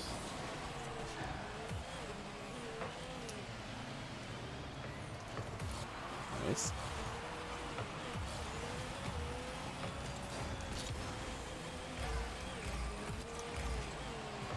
There we go. Nice. Finally a win. Took long enough. MVP Sports.Gaming. I did score over 100. If you're playing ! Bingo, you can get your bingo cards right now and check those out. Looks like it's going to be a good second hour, Sean. Much better performance in the Rocket League world. Pretty good. All right, here's hoping. 7:26 West Coast time. It's 10:26 out east. 3:26 for those watching GMS in the UK. Don't worry, Downs. All you have to do is just call in. Sicky, a sick day. In the UK. That's all you have to do. If they weren't expecting anyway, might as well be like, oh, that's too bad. Like,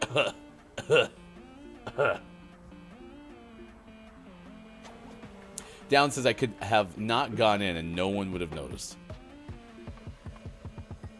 We didn't even ask. I guess we could wait till sports, but, Bear's been distraught because the Eagles lost. We kind of knew Lucas Mike O was going to have a tough time. But we haven't checked on Downs. Downs, how are you doing? First year as a football fan, and your team loses the Super Bowl. How rough is that? Our sympathies to you. Downs cried, Sean. It's understandable. But, first year being a fan, making it to the Super Bowl, being 3 points away. It's not bad. Not a bad start. Heartbreaking. 3 points.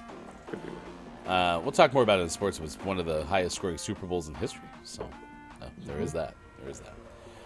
Okay, what do you want to do? This is 10 most changed names in the U.S. fatherly.com. As in, like a father. Yeah. Fatherly.com. These are lists that shows the 10 baby names parents wish they hadn't chosen. I'm going to be interested in the science behind this. Devin McGinnis wrote this list in August of 2022. Yeah. Started at a combination beer, brewery, and fast food place, McGinnis. Ba ba ba ba ba. I'm drinking it. For some parents, choosing a name for their baby is easy, but others worry about the decision. As the due date nears, questions about the baby's name will increase. Did you know both of your baby names like instantly, or did you have to go through some masterful debate? We did not find out the gender of our first child, so we had a girl's name and a boy's name picked out at that time.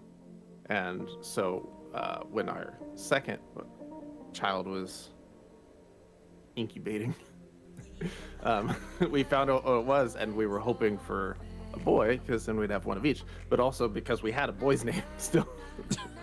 and the second one been another girl, we would have been back to square one, and that would have been difficult. Incubate. We're pretty laser locked on the first one, or on the second one, but we were like into the final month for the. I remember we were at it was the Macaroni Grill or wherever you could write on the paper, and we went to like top 5 lists. We were at that stage where it's just like, fine, what are your top 5? I don't know. Here's mine, and then we tried to find some synchronicity, and I think we left that with one name, and then we got home like a couple days later, and we were like, oh, what about this one? It's so weird. All right, here we go.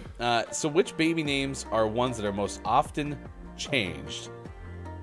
We'll start with number 1 on this list, right? And this is from the Social Security Administration. It's the top 10 most changed names. So this is legit. Yeah, dating back to 2017 or something along those lines. All right, number 1. Isaac is the number 1 on this list. Now, is there elaboration, or is it just basically we're going to get a list of names? Just list of names. Okay. Also, this one's spelled ISSAC, which is how I always tried to spell Isaac, but I only knew one Isaac growing up, and I thought it was always spelled ISAAC. And I think that is another spelling. Okay. Maybe. So I'm assuming this is specifically the spelling that's most often changed. Maybe that's why, is because it's so often misspelled that people just get pissed off. Yeah. 2. Number 2, I've tried to follow up on this one because it's Chole. I was trying to see if it was a typo and it's supposed to be like Chloe, but every other list I found that included this data had it spelled Chole, Chole. Okay, so Chloe is CHLOE, right? Yeah. Okay, so this is a different. I mean, I just Wikipedia'd this, and it says Chole is one of the Woredas in the Oromia region of Ethiopia. And it gives a population count of 89,000, so maybe that's kind of an area of origin for that name? Maybe. I'm spitballing here. Number 3 on this list. 3. Of all the 3 that we've shared so far, I've actually seen this spelling frequently. Aiden, A-I-D-E-N. But so far, I'm starting to see a little bit of a common theme where you could see that someone could spell this name A-I-D-A-N. So I wonder if a lot of the confusion has to do with, the way that it's spelled. This is some information in addition to what we've already shared with you. There's a publication of these names from the Social Security Administration. It's hard to spell after you or your partner have just gone through labor, the publication jokes. And this holds for what Fowler wrote in her article revealing how many baby name changes happened in the past 5 years just to fix lousy spellings. So maybe that's part of the reason. I wonder if that's supposed to be Chloe then. People just misspell Chloe that often. I bet that might be why.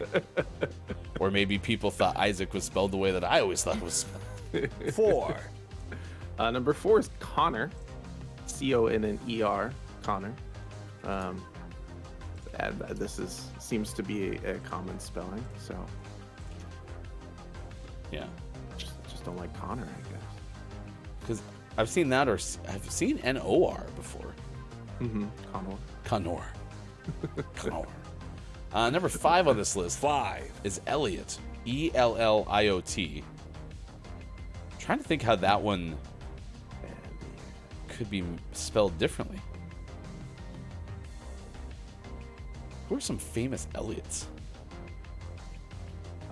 There's the E.T. character, Elliot. How did that one sound? There's the Scrubs character, Elliot. This spelling specifically, is this one with one T or multiple? One T. One T. Okay, so there's Clara Elliott. That's the last name, though, so never mind. In fact, I don't see lots of Elliot spelled this way. Instead, are these all surnames? Never mind. This article is completely useless to the point of this conversation. So, moving on. 6, Number 6 is Michael. Usual spelling of Michael. I wonder how many of these were supposed to be Michelle's, misspelled to be Michael. I've also, when I was a kid, I used to spell Michael constantly. M-I-C-H-E-A-L. Yeah. Don't know why, but always spelled it that way. So, all right, this one I think is the first 7, on this list that I can't imagine is because of spelling. It's James, and it's spelled J-A-M-E-S. Like, why would that one be there? I don't know. Some people just not a fan of James. Why is James changed most often? All right, I'll figure that out while you tell us. 8, Number 8 is Isabella. I-S-A-B-E-L-L-A. Isabella. Also seems to be spelled correctly. Yeah, I think we're just getting to the point where 9, people don't like their Now it's names. They just don't like it. Yeah, Sophia is number 9 on this list, and it's spelled the way that I would have imagined. So, yeah, I think we are only like half true on this whole spelling thing. Did Sophia the First ruin Sophia for a bunch of It might have. people? 1, 0, And the number 10 is just the David. Yeah, Just too simple, too boring of a name. yeah. Fun fact: most Davids changed their name to Isabella. That's not true. It's not true. I mean, It's not true. I made, All right. made it up. There you go. List of the day. 10 most changed names in the U.S. according to fatherly.com. So there you go. All right. Sean will be back in a little bit. In the final hour crew, we're going to play Minecraft today. So we're going to have Minecraft Monday. Part of the reason that we switched to start playing Minecraft in the final hour crew is because we're constructing the GMS food complex. Join us over at Hefty Goof's Place You Can Eat. So if you want to have fine dining at a place like Hefty Goof's, a place you can eat, or if you want to get something sweet, Join us at Candy Bar, you can located next to Hefty Goof's, a place you can eat. the whole thing is there. You can go to our Discord, and we have a full-blown diagram that is listed in our Discord, courtesy of our official cartographer and diagramographer. I am Jeff Downs. I am Jeff Downs says, I felt robbed by the ending, but I guess it was a smart play from the Chiefs. Just not used to sport where you can just burn the clock like that. We'll talk more about the Super Bowl coming up in sports. Scott Chick says, baby name choosing is so hard. Middle name, sorted. First name, not a clue. Now I'm trying to find out why Eagle the Mathematico decided to get closer to camera. Do you have something to say to me, Eagle?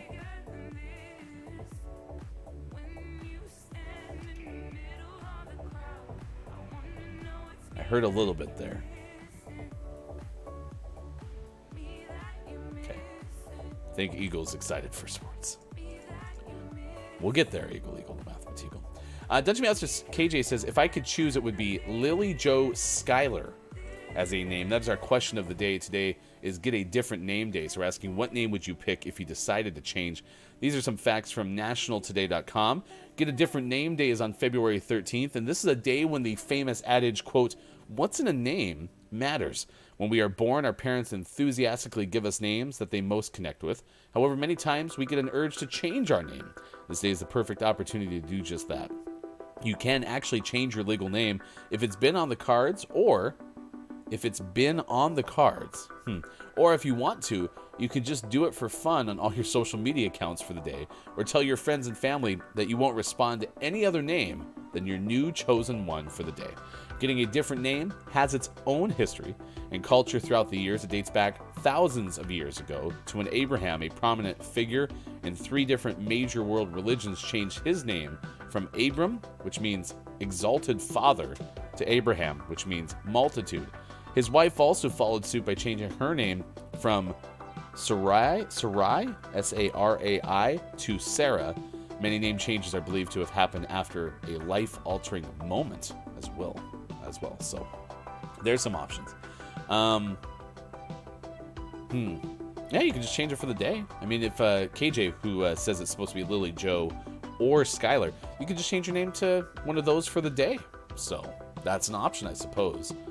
But yeah, Scott Chick, naming kids can sometimes be a task, trying to figure out exactly which one you want to go with. So been there before. Speaking of names, coming up tomorrow, we're going to have Whit Fuller join us. We're going to talk about cozy games, kind of the rise in popularity of those over over a substantial time period. We'll get Whit's opinion on how that whole thing has gone in terms of when this movement kind of started and why cozy games have their place. Also, Awkwardish Panda is going to join us in the final hour crew tomorrow. We're going to play 5 Questions GMS, as there's a Kickstarter for Fiends of Fairwick. We'll talk about this. It's about monsters. It's definitely worth checking out. So that's going to happen tomorrow at 8:20 a.m. Pacific time.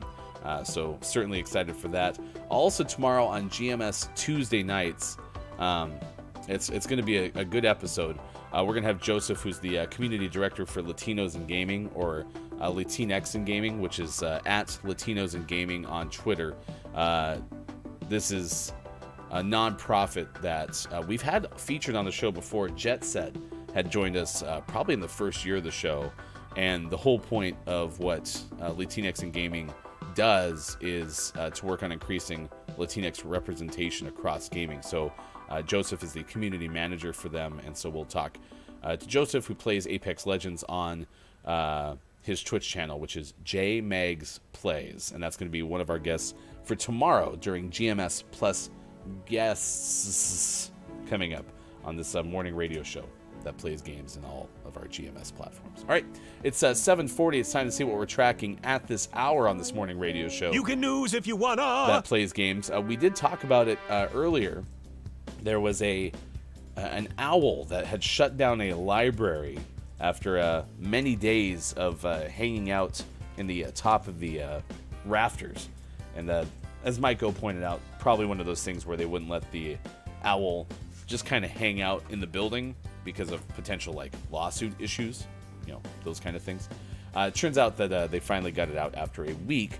Well, our other story has to do with animals in a space they're not supposed to be, but it's a far different story. This one's also from Ben Hooper of UPI. It talks about a Target that was overrun with goats, a flock of goats. Or Element gave us a whole bunch of different terms for a grouping of goats. But what we do know is that this was a herd. A pair of loose goats, says Ben Hooper of UPI, wandered into a Target store in Texas, spent some time browsing before being wrangled by police. The Harris County Precinct's office said the deputy responded to a Target store on a report of 2 goats. So it wasn't a herd of goats, it was a pair of goats. It says loose goats. I had assumed it was a herd. Turns out it was just 2 of them.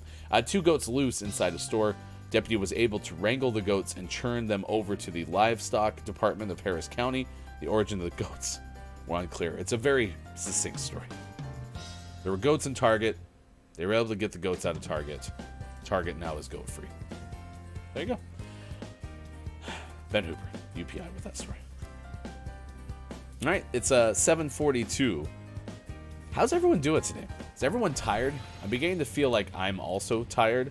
I slept fine last night, but the Super Bowl is such a big day in my life that it's always kind of hard to come down after what is usually an exciting day yesterday was very much a disappointing day and a stressful day because I let the worry of Kansas City winning that game get to me, but I tried not to all week.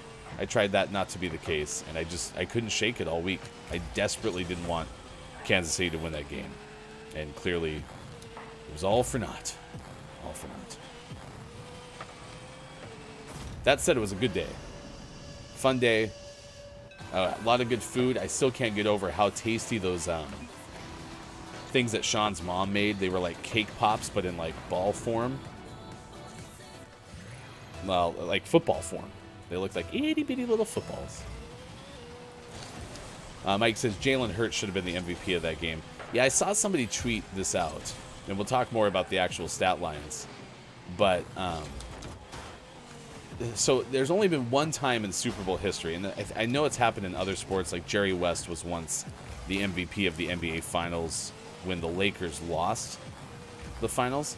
But there's only been one time in NFL history where the Super Bowl MVP was somebody not from the winning team. And it clearly has rarely ever happened. And someone said something along the lines of, if Jalen Hurts wasn't able to win Super Bowl MVP on the losing team yesterday, we'll never see it again. Which is likely the case, right? Because, I mean, you have someone who ties the record for rushing touchdowns in a Super Bowl, but does it from the QB position. And at one point, when I was looking at, Fox, one thing I always like about the Super Bowl is they always debut new graphics packages. That's kind of become in vogue over the last 10 or 20 years. So, a network gets the Super Bowl every 3 years. Soon it's going to become every 4 years. And so as a result, they kind of keep their score bug package and all the way that they do their graphics pretty much the same over the course of that gap between their Super Bowls. And so then what they do is when they get a new Super Bowl, they debut a new package. And I liked Fox's. The new one's fine. When they showed that one up during the Chiefs 49ers Super Bowl 4 years ago, or 4 Super Bowls ago, I didn't love it because I didn't like that they kind of had the persistent sidebar stats on there where, it says what the quarterback's numbers are for the whole entire game. But, over the years I've gotten used to it. So that kind of still remains. And I look, and at one point, I know Hurts had over 300 yards passing. This is toward the final moments of the game. And then Mahomes, I think on that last drive for the Chiefs, where they took the lead on the field goal, was somewhere in the 190s. So you already had, Hurts being the best quarterback in the game, let alone having 3 rushing touchdowns, which, again, that's a Super Bowl record, which shows even, how hard it is for running backs, especially when the running back was featured. Like when Terrell Davis won it with the Broncos' first Super Bowl, or when he set that record, he was the first one to do it. And that was when Terrell Davis was the featured part of the Broncos offense. Like running the football was the way to go. So yeah, credit Jalen Hurts, and Jalen would have definitely been. Whereas, like, you could make an argument, and we'll talk more about this in the actual sports segment, as far as like how that game went down. But the Chiefs player who scooped up the Hurts fumble, which is kind of the only blemish that Jalen had the entire game. Like, I don't even remember a ball that Jalen threw that was like nearly picked. But he did fumble, and it was a bad fumble that was scooped and scored. I think Nick Bolden had it, but Nick led the Chiefs in tackles, and that was definitely a momentum changer. It definitely didn't shift the whole entirety of the game because the Eagles definitely responded, but instead of being up 24-14, the Eagles could have been up maybe 28-10, 28-7 maybe, 24-7. Like, all of those things could have happened. So... 3 rushing TDs, insane, and it was someone on defense. Chuck Howley became one of the greatest outside linebackers in Cowboys history and was the only player to win Super Bowl MVP while on the losing team. I thought it was a Cowboys player. I thought for some reason it was the Randy White year, but that's the year that they beat the Broncos in Super Bowl 12. And that's the only time there's been co-MVPs. So, but it shouldn't have gone to Patrick Mahomes. It's the same reason, like, there's been certain Super Bowls where, like, Brady's gotten the Super Bowl MVP, and the time they beat the Falcons, you could argue that, like, James White or Julian Edelman could have been the MVP. So, but the problem is Patrick Mahomes is the NFL's new Tom Brady, and so they need more ways to anoint him, and that, I think, has a lot to do with why Mahomes won it yesterday. It's not that Mahomes isn't a good quarterback. He's actually a quarterback who's annoyingly good, meaning he's just going to be good forever. And as a person whose team is in his division, I'm just going to have to live with him for 10 more years. And I imagine this is what it was like when the Broncos had John Elway in the 80s, and they were just constantly winning, and it got super annoying for Chiefs fans. So here we are. 7:48 West Coast time. It's 10:48 out east. 3:48 for those watching GMS. In the afternoon, we did get a Rocket League win there, which is awesome. MVP was Larry. How about that? Good for Larry. Not bad. I'll tell you if I got over 100 points. I'm pretty certain I did. I had 192. So if you had a bingo card where Hefty scores less than 100, I'm sorry, but I defied it for you. So, Lucas Michael says Kevin Burkhardt and Greg Olson were also incredible on the call yesterday. I'm actually excited to go back and listen to that part because during the Super Bowl, it's really hard for me to focus on the commentary. And so I don't know how well those two did, but I can tell you that the NFC Championship game, Greg Olson is starting to certainly solidify himself in a premier spots, kind of like where Tony was. I know you mentioned somewhere up there better than Tony Romo, Mike. Tony Romo was at that stage when he first showed up, and Greg Olson's doing the same thing. And Olson will get another year as the top analyst for Fox. If you don't know how this works, they have broadcast teams, and they rank them basically from who their best team is, who their number 2 team is on down, and then those broadcast teams get the best games that the network has. And so that's why they called the Super Bowl, because Kevin Burkhardt and Greg Olson are the top Fox broadcast team after Joe Buck and Troy Aikman moved to Monday Night Football. And they'll get the Super Bowl when ABC starts getting it again, I think in 2024, maybe? So, yeah. Anyway, it is time for sports on this morning radio show that plays games. Sports, as always, brought to you by King Gray. Find King Gray on the internet. Yesterday was Super Bowl 57, and despite our best efforts on this morning radio show that plays games, we cursed both the Cincinnati Everything Bengals. Apparently, we also cursed the Philadelphia Eagles, as the Eagles lost after having the lead for probably 57 minutes of that game. And the Chiefs finally got the lead with a touchdown. Oh, no, it was earlier than that. They took the lead at 28-27. I forgot about that. Led 35-27. The Eagles did get a 2-point conversion on a Jalen Hurts rush after Jalen scored from 2 yards out, and then the field goal from 27 yards out sealed the game with 11 seconds to go. Now, we can also talk about a controversial moment, because anytime that you have any sort of penalty at the end of the game, it's going to make people get frustrated. I remember that I was over in the corner because I was becoming too much of a distraction and ruining the enjoyment of the game for everybody else involved. So I decided to get myself into the corner. And they stopped that pass from being complete, which means, this clock stops. So even if that field goal goes through, the Eagles have a good amount of time left. And instead, I remember smacking the wall because I was so excited that they stopped that play, and I walked into where Sean's studio is. I was over in the corner there just to try to hide. And I go into the office, the studio, and I hear something about a penalty marker, and I was like, oh no. So I walk back out, and sure enough, there was a holding call. So that, anytime there's defensive holding, it's an automatic first down. And then this is to what Downs said. Downs pointed out that he's not used to a sport where you can just basically burn the clock like that. And the Eagles didn't mismanage their timeouts. So, Maiko says that was a garbage call at the end. Garbage. I also was more inclined to say it was not the right call as well. I was surprised that I saw tweets yesterday that said the player who was called for that, and forgive me for not remembering who it was, said that it was a penalty on him. So that was interesting. So Mahomes finishes 21 for 27, so the completion percentage is there, but only 182 yards, and all 3 of Mahomes' touchdowns were, to wide open receivers. Credit the receivers for getting open. I don't know.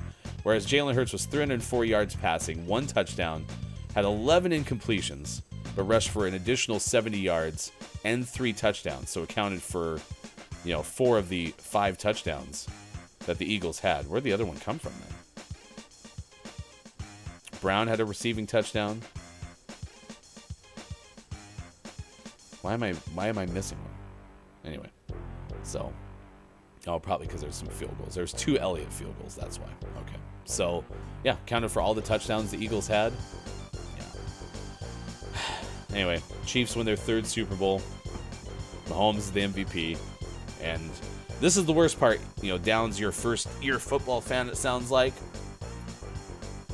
That's the worst part about being a football fan, is you now have a total of 7 months before you even get to start worrying about it again.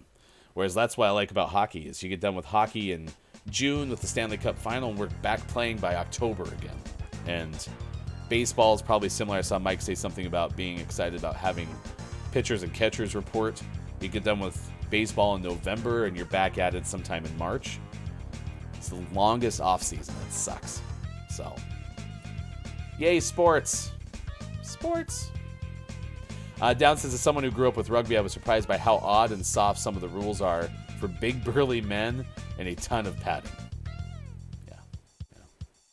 Yeah, time of possession. Even Mike pointed that out. They had the ball forever. Time of possession yesterday. And it didn't help that the Eagles fumbled and it was returned for a touchdown, because that always throws off time of possession. But what was it? It was significant. Which is actually what you want to keep Patrick Mahomes off the field. Eagles were 36 minutes, and the Chiefs were around 24. So, yeah. Go Birds. Melby says, is the eagle in Sean's room real or fake? That is Eagle the Mathemateagle, and he's as real as can be. Say hi to Eagle, the Mathemateagle. So, Eagles are probably going to lose their offensive coordinator and defensive coordinator. The perils of being good at football. You lose your coaches. So, yeah. All right. Yay, sports. There was other sports going on yesterday, but that's all I want to talk about. This is Super Bowl. Had a good day otherwise, and I'm not over it, but I will be eventually. So, Kraken did win as well, Seattle. So go sports. All right. We'll talk to you on the other side of the break. Minecraft Monday will work on a hefty goofs, a place you can eat at some point as we figure out where we're going to build it, trying to model the actual GMS food complex in Minecraft that's coming up when we come back. On the other side of the break, takeaways that were pretty okay, clip of the day, and more as well. In the final hour crew on Facebook Gaming, Twitch, YouTube, and at GamingMorningShow.tv.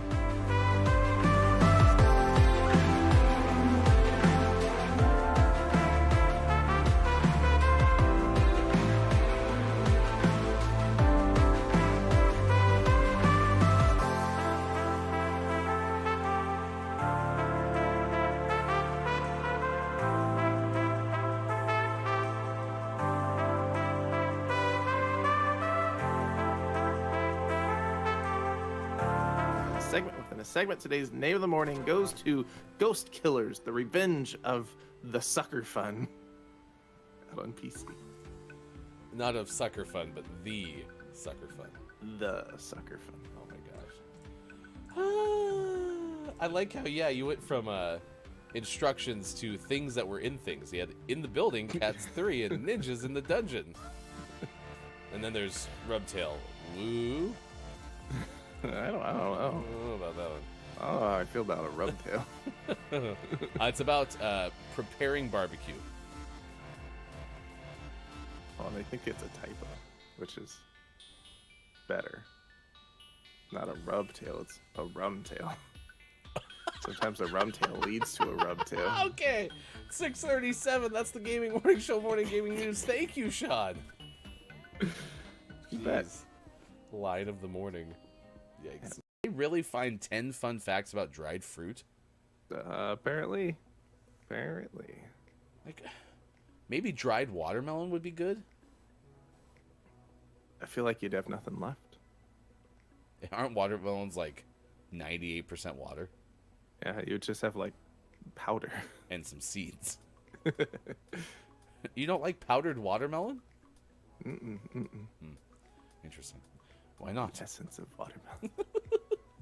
It's a intoxicating. What's the thing that boosts your immune system? Antioxidants. Oh my gosh.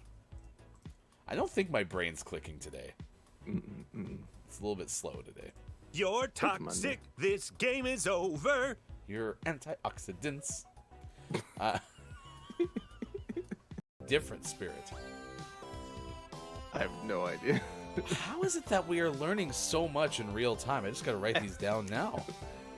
We're learning a lot about Bryan Adams. Oh, the Bryan Adams song I'm thinking of is "I Do It For You," which was on Robin Hood, Prince of Thieves. Was Bryan Adams on both of those soundtracks? Maybe. Three Musketeers, the one with Chris O'Donnell. 1994, probably Disney. All for Love. Are you ready for this? All for Love from the Three Musketeers, sung by Bryan Adams, Sting, and Rod Stewart. I was right! Let's go! Oh, because they're the Three Musketeers of music. it all makes sense. Quite literal. Ooh, I should see if Bob can do his best NBA Jam announcer impression. Oh, that'd be good. Bob, would you be up for doing that sometime at a later date? Yes. Okay, sounds good. That kind of sounded Marv Alberty. Marv was always known for saying yes. Nice shot. Great pass. All right, I wonder if we're gonna start losing the gold guy, clone to Og. Yep, they all left. They quit. Oh, they were one. They were one team. Oh, how embarrassing. Yeah. Well, I think we're gonna. I want to just ready up again because I want to play one more, and we got some time, so maybe Let's do it. DJ. Never mind.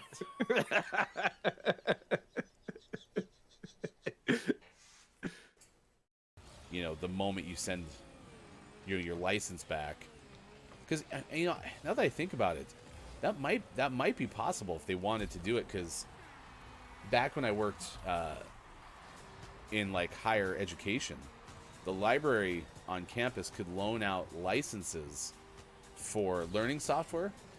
Like lynda.com, I think, was a education type website where you could learn Photoshop and stuff like that. Might still be, for all I know. And with that, you could loan out a license, and then when your time was up with the license, you know, they would take it back, and you couldn't continue to access the content. So maybe there's some sort of means where they could do that, but clearly not now. Look, Smeko says driver's license. Yeah, so they would hold your driver's license for weeks at a time. It was great, learned Photoshop, but couldn't drive.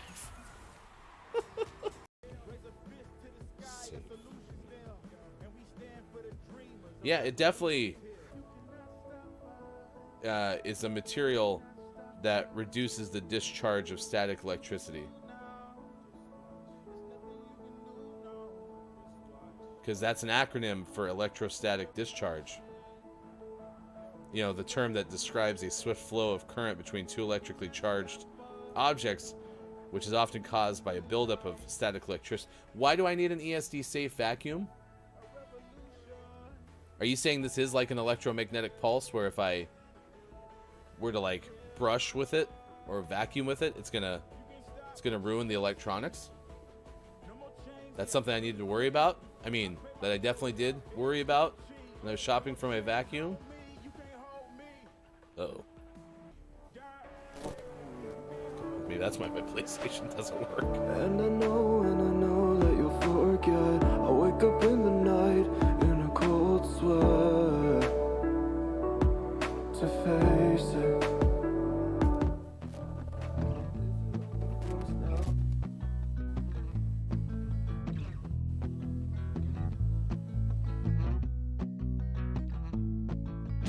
Tell your friends, tell your mom.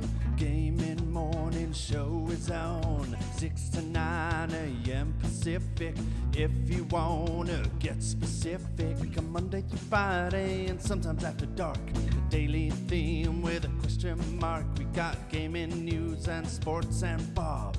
Hefty, Austin, Mike, and Sean, the heartthrob. I couldn't imagine any other place to go than to start the day with the Gaming Morning Show.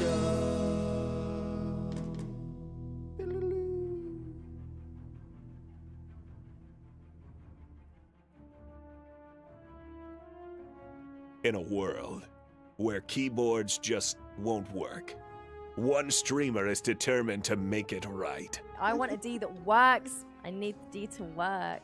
A quest that would take her on a journey of a lifetime. With her baby daddy by her side. That's how we do, baby! He's not my baby Blue daddy light or my mix. I anytime just near got soon it. future baby daddy.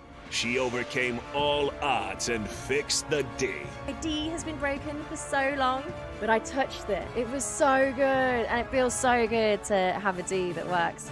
This summer, Superphonic. Sorry, Kiki. Kiki Lowe starring The Lost City of D. A Gaming Morning Show production.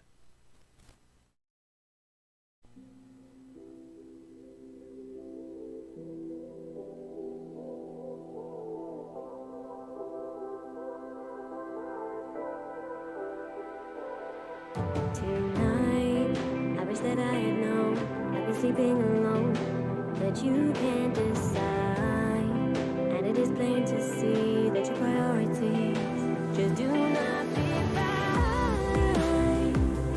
I can't reconcile this feeling. Whoa, whoa, 'cause I remember when you had to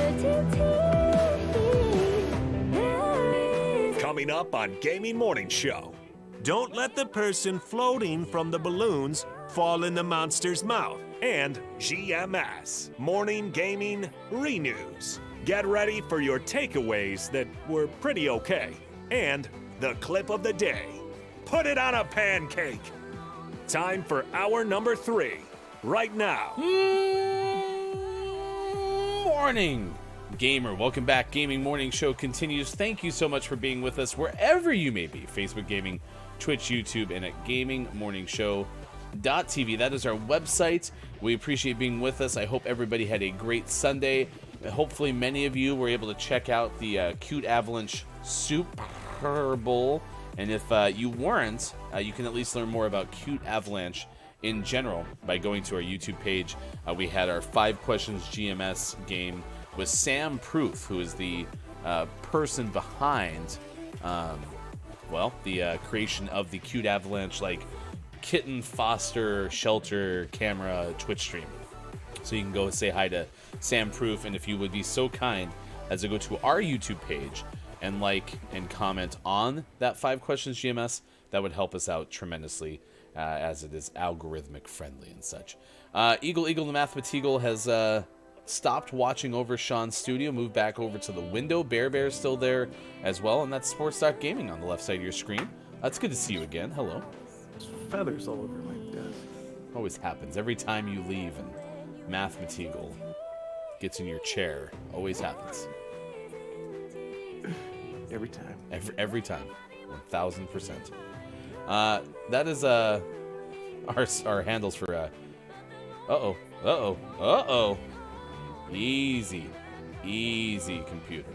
Easy. Careful. Don't want anything like stopping working, all right? Easy. Those were our Twitter handles. You can also find us on Gaming Morning Show on Instagram. All right, we in good shape? Think so. All right. If you think I would know, but it's questionable. We had a fun Friday final hour crew because we wanted to get to 1,000 banked balloons and don't let the person floating from the balloons fall in the monster's mouth. And guess what we did on Friday, Sean? We did it. It was amazing. It was pretty good. Some said it would right on the head too. Some said it would never happen. But we did it. It did happen. $1,000 in money close. If every single one of those balloons that we've banked was $1, we'd have $1,000 in money. True. But instead, it appears to be some sort of just digital representation of what a balloon looks like. Right. We didn't make that promise, right? $1 per balloon. I hope not. I didn't. Did you? I didn't. Okay. Did Eagle the Mathemateagle do that? He says no. Yikes. It's the 8 o'clock hour. Morning to the final hour crew. Hello to the FHC. Hello, FHC. I am JF Downs, official cartographer, diagramographer of this fine morning radio show that plays games. Thank you for being here. Gabe Pride, it is great to see you as well. Dungeon Master KJ, who handles culinary arts for our show, it's great to see you as well. The Element of One, look, it's Mike O. Many others who have been with us, including Mel B on YouTube this morning. We've also seen the likes of Kate Zaid, who was talking earlier in the show. Anyone that I may have missed or who is listening, lurking, RHS Jack, I remember seeing at one point as well.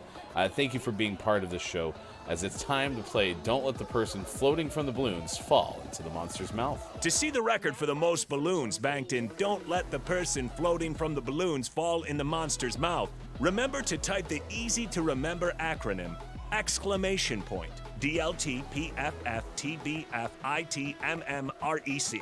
So there you go. That is where we're at. Right up there in the upper right-hand corner of the Don't Let the Person Floating from the Balloons Fall in the Monster's Mouth screen is the number 1000.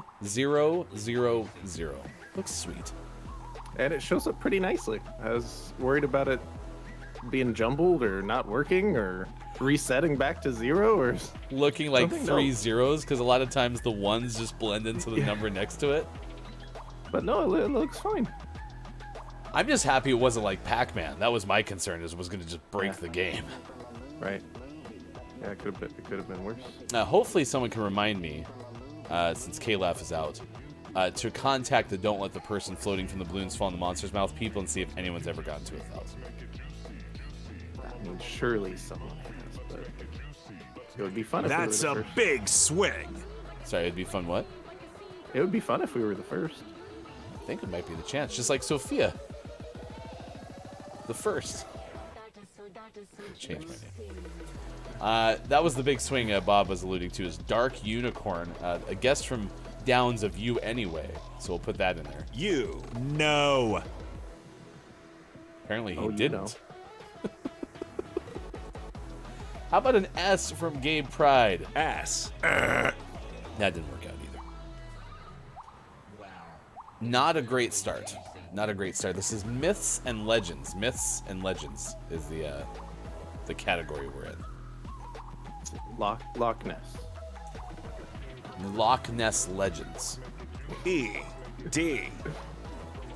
An E and a D from Mel B and Downs. No. Uh-oh. We have 3 balloons left, and we have no letters on the board. We got it. Do we? We do. Piece of cake. All right. I like your confidence. We need that.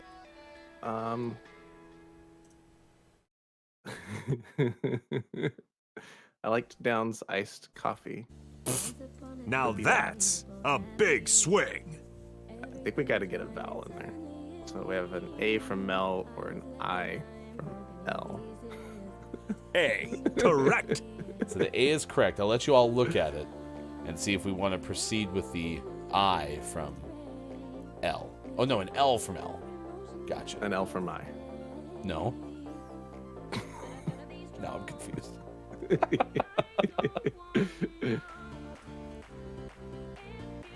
I mean, L's fine with me. We do have R and T and N still available as well. I don't know. The RST has really been failing us lately. Yeah. L. Let's see. That would be... Okay, here we go. L. Al. 2 balloons left.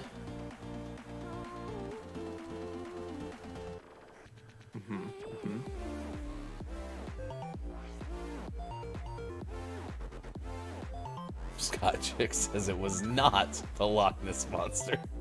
It's true. It was the Loch Ness Monster. It was not, Bob. Not the Loch Ness Monster. You dummy, Bob. What about? Still think we need to try another vowel. You think O or I? I would say I if we're gonna go that way. Let's get an I in there. I. Ding, ding, ding. Nice. And then Downs wanted an R. Okay. Let's do an R. R. Cha-ching. Okay. Mm-hmm. Radio.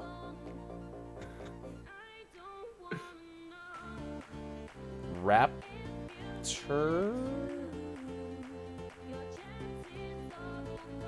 Rabbit. Something rabbit? Okay, so the T would help us there.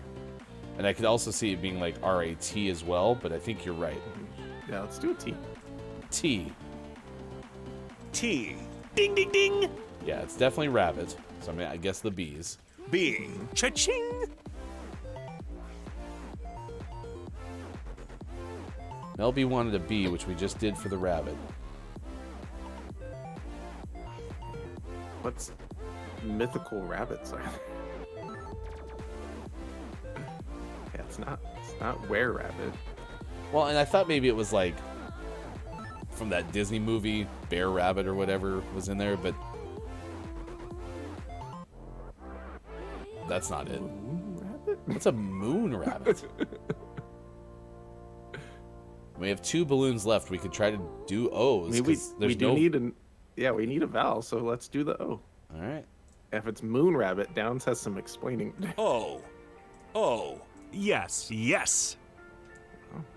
Let's go moon rabbit. What the hell? Yeah.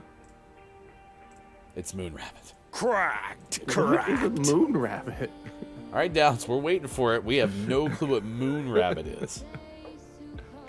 Moon rabbit. Wider than a mile. It's a song. You are a genius.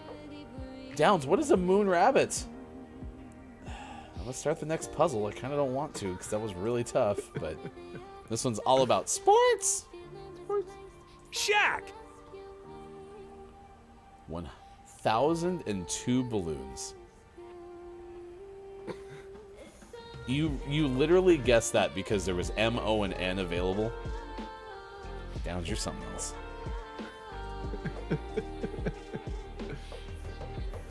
So, moon rabbit or moon hare is a mythical figure in East Asian and indigenous American folklore. It's based on interpretations that identify the dark markings on the near side of the moon as a rabbit. Or hare. No, that's what Scott Chick said. The man in the moon wanted company, so took a rabbit up there with him. Moon rabbit. Moon rabbit. Also known as the jade rabbit. I've actually heard of the jade rabbit before, but you wouldn't have guessed that since I didn't, suggest it as an answer to our puzzle. All right, this one's all about sports. I'm going to go A just in case it is actually Shaq. A. Yes. Did you just guess moon baseball? Yeah. Otherwise known as jade baseball. Oh my gosh, it almost could be jade baseball based on where those A's landed. This is so much harder without some of the mainstays of don't let the person floating from the balloons fall in the monster's mouth. Yeah. I feel like we've just had some bad luck too. What about an R? Lots of R words. What about R? What about Bob? R. Cha-ching. Ball Dragoons. It's all about sports. It could be hair, but the kind on your head, not the rabbit kind. King Gray comes through with Space rats. Nice. Oh, it's star backwards. Let's try star. Here's an S. Ass. Ding, ding, ding. It is not. Downs thinks it's fair playing. Maybe fair works though. All right. F. F. No. F no. No. How about a D? D. Incorrect.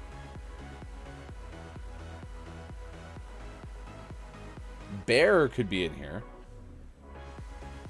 Let's go E. F. No, I guess an E. E. No. Oh no. O. No.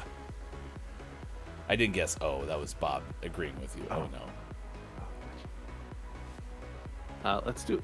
Can we do a T? T. Cha-ching. Oh, yeah, here comes Downs back with Boer War. I mean, this is the good thing. Take that, microphone. This is the good thing about playing this game. We always learn something. Yeah, and usually it's from Downs. Downs knows a lot of stuff. And knows a lot of good guesses for don't let the person floating from the balloons fall in the monster's mouth. But what would you expect from I am Jeff Downs?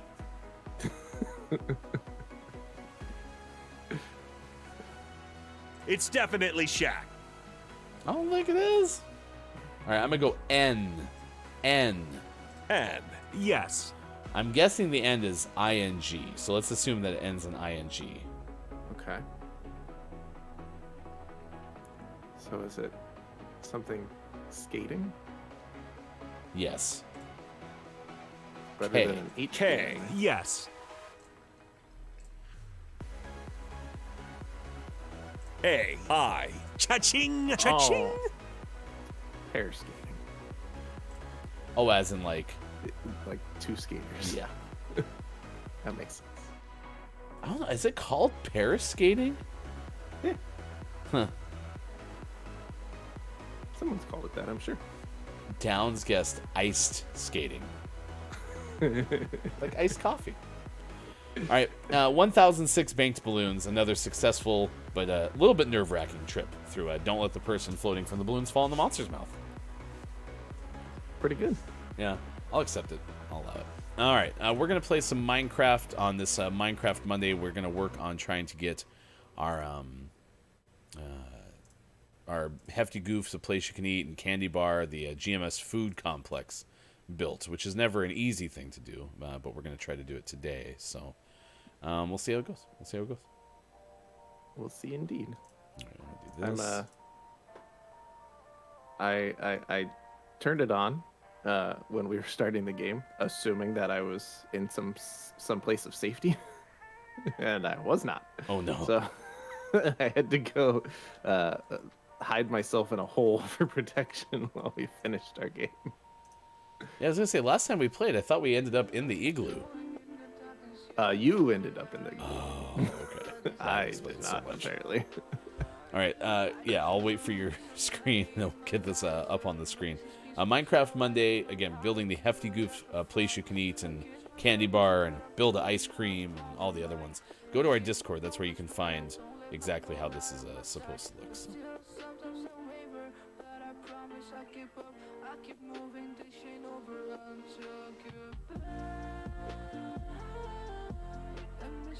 All right, here we go.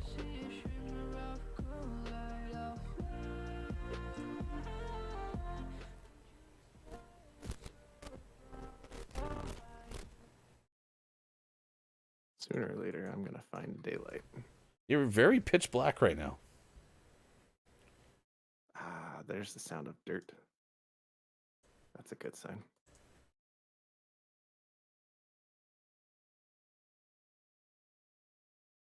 Ah, look at that. Found the outsides. All right, now I can move my mouse. Okay, we're in good shape. Wait, I don't have any audio from the game. Let me fix that really quick.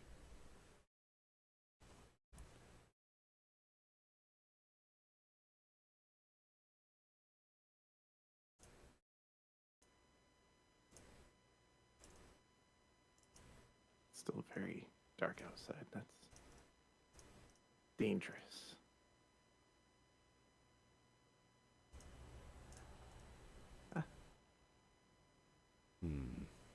Gotta go that way. I think we're getting close to being ready to leave our igloo in search of a more permanent housing situation. And that Could will be make the difference.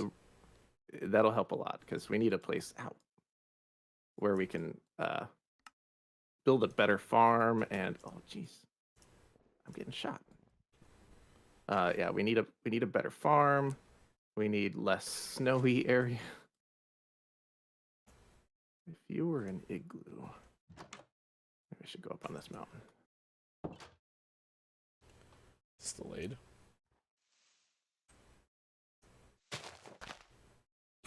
My audio is significantly delayed, and I don't know why.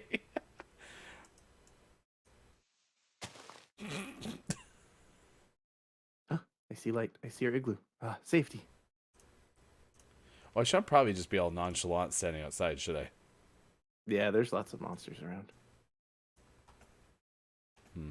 Okay. I'll go back in here with you, but I'll be ready to fight if they get in here. All right. So what do? We sleep? We can't sleep. We only have one bed still. You can't cuddle with me? Nope. And we don't have Well, that's rude. any wool. Okay. So I'm gonna start some preparations. I have some food.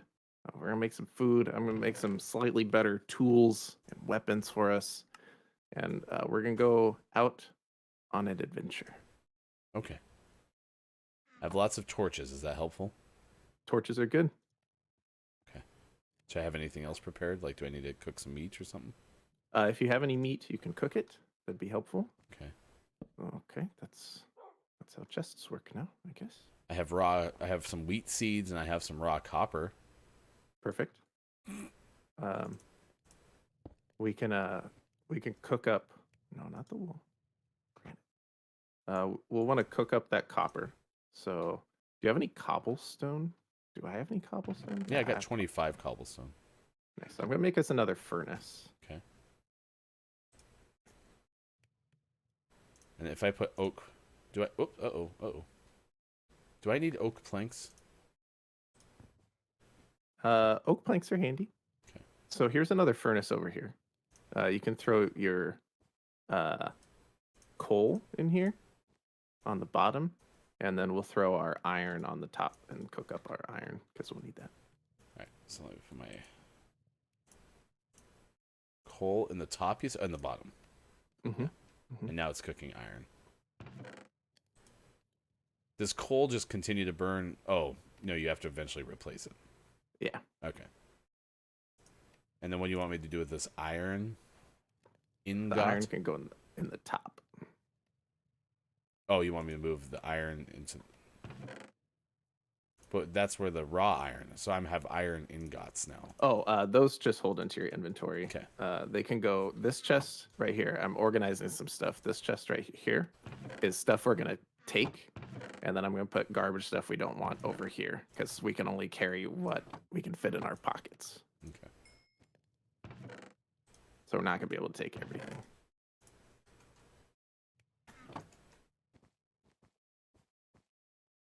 It's a nice stair step you have there. Thanks. Okay. So we're heading out in morning? Or it is morning probably now. Nope, still night. Yeah, we're head out soonish. Okay. Do you want me to put those iron ingots in there? Yeah, Chest? those can go in there for now. I got a feather. You want me to put a feather in there?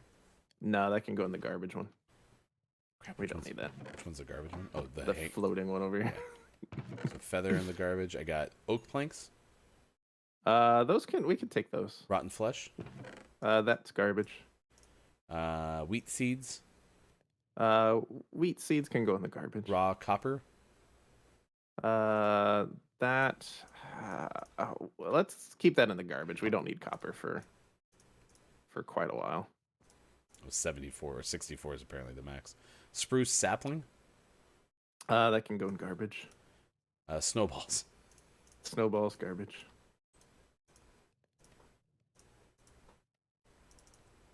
Apparently they only stack to 16. Damn. Birch log.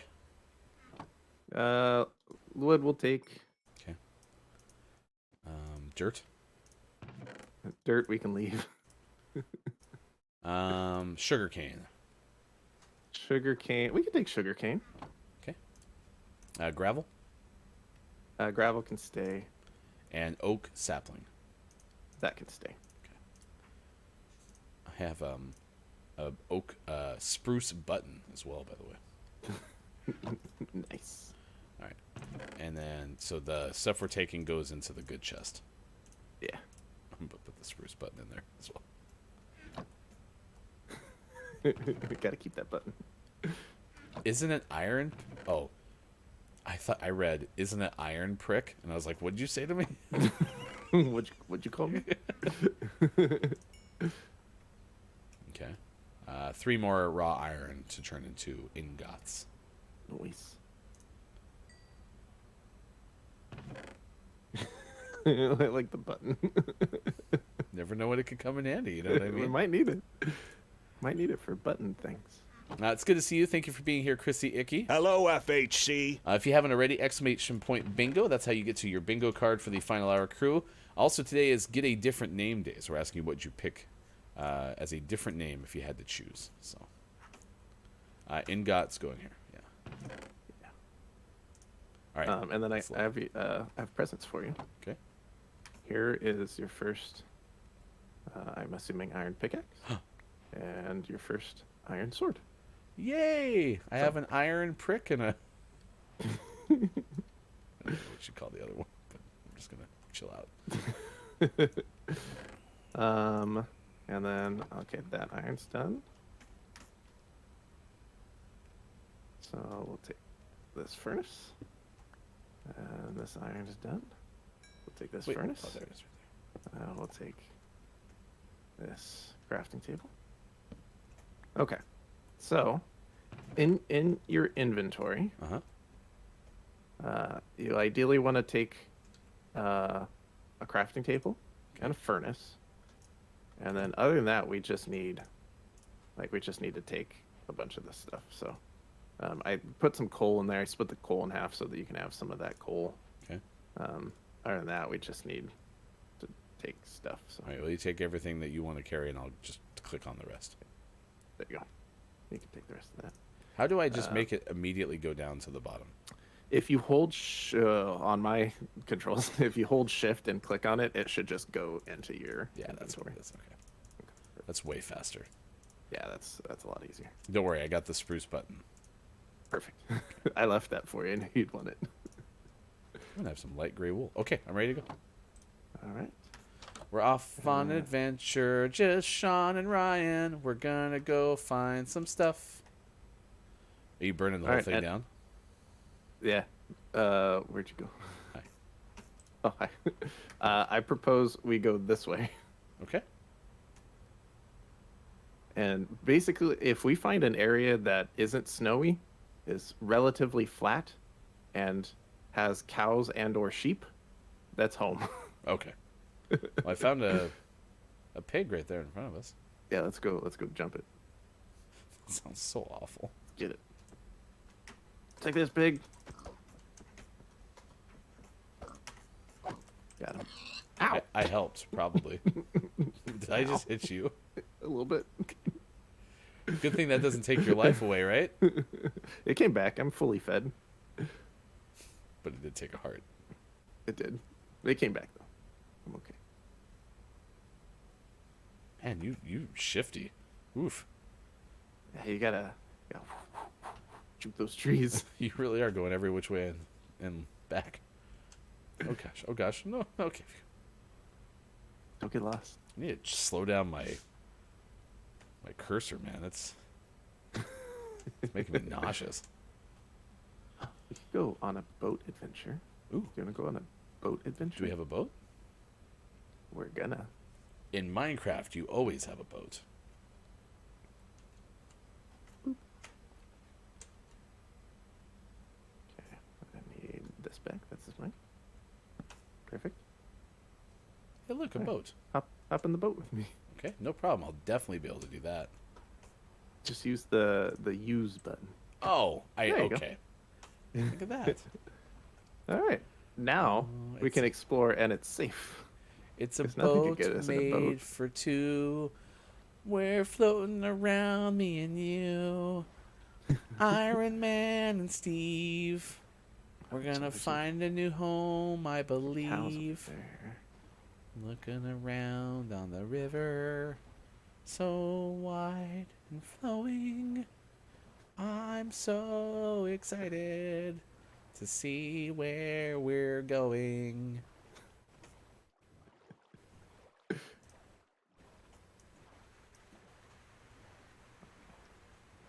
Sheepies. I can't actually murder you. Yeah. I'm protected by boat laws. Sheepies. This might be our home. Okay. Yeah, So, I remember that when I was doing the nautical. How do I get out of the boat, Sean? I'm trying to you jump. can use the use button again, I believe. Or for me, it's crouch. Okay, Yeah. that's what it is. All right. All right. So we're not gonna kill these sheepies. I'm gonna take their wool though. How do you take their wool? I made shears. They're all naked. That's okay. It'll grow back. They'll eat grass. Ooh, and look it'll at this grow back. flat spot. This could be our home. Yeah, I think this is a good spot. We have access to the water. Sheep can spawn here, which is great. Cows hopefully aren't too far away. I mean, we saw one on the way in.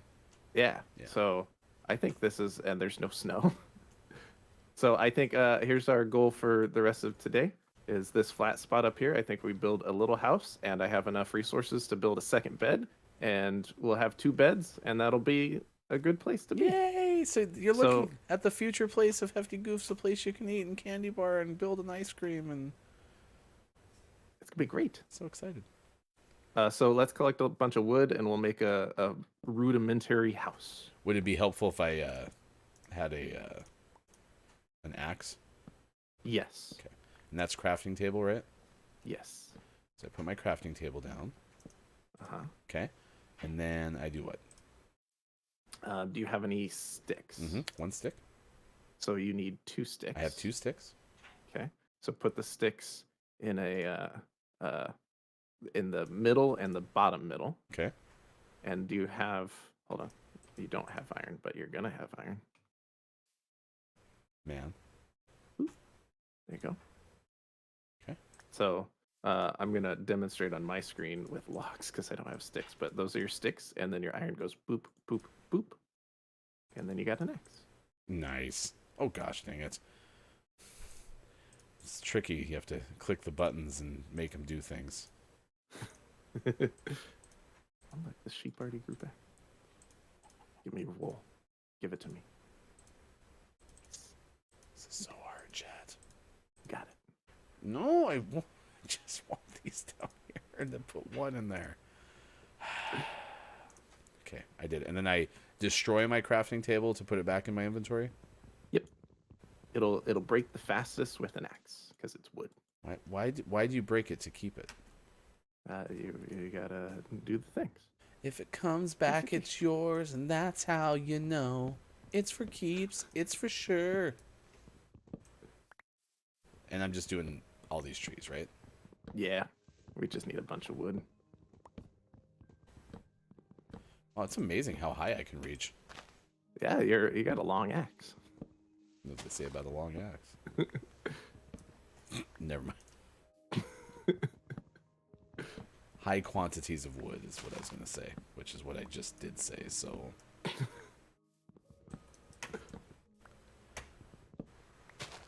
How much time do we have? Oh, it's time to go soon. Yeah. Are you going to have to do this after hours? Yeah, maybe I'll build the house off screen. But I'm laying out our house. And I can put our beds down, and then we can sleep here, and that'll be helpful. Can I murder a chicken? Yeah. Come here, chickens. Okay, got some chicken. Do you fancy a red bed or a white bed? Ooh, white sounds nice. Could I have a purple bed? Eventually, yes. Okay. Come to our... Oh. Do you have those doors? What doors? Oh, from the doors chest? Mm-hmm. Oh, Never mind. I made oak doors. They're pretty. I did have 2 doors. I have spruce doors. No. So we don't even need to put a ceiling up. We can just live like this. No one can get in, right? Yeah. Do you want me to put my wood blocks like right here? No, you can just hold on to them for now. Because right now... Oh, we should put our chest down. I don't have a chest. Oh, interesting. Look how my audio is delayed. I murder these chickens and then a second later. Should I cook chicken or is that unnecessary right now? You can cook chicken. Okay.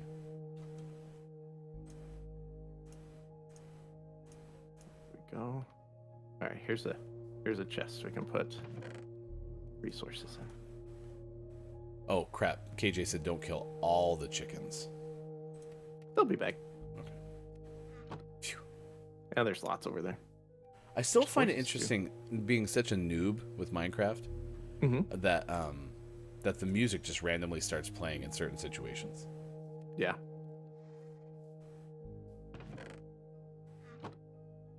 Some good chicken. Yoink. This takes a while. Yeah. Well, okay, get out of here, horse. This isn't your house. All right, fine. We have a horse now. But why does it live in our wood? house? I don't know. Can I have your wood? I'm gonna trap it in here with this. How do I don't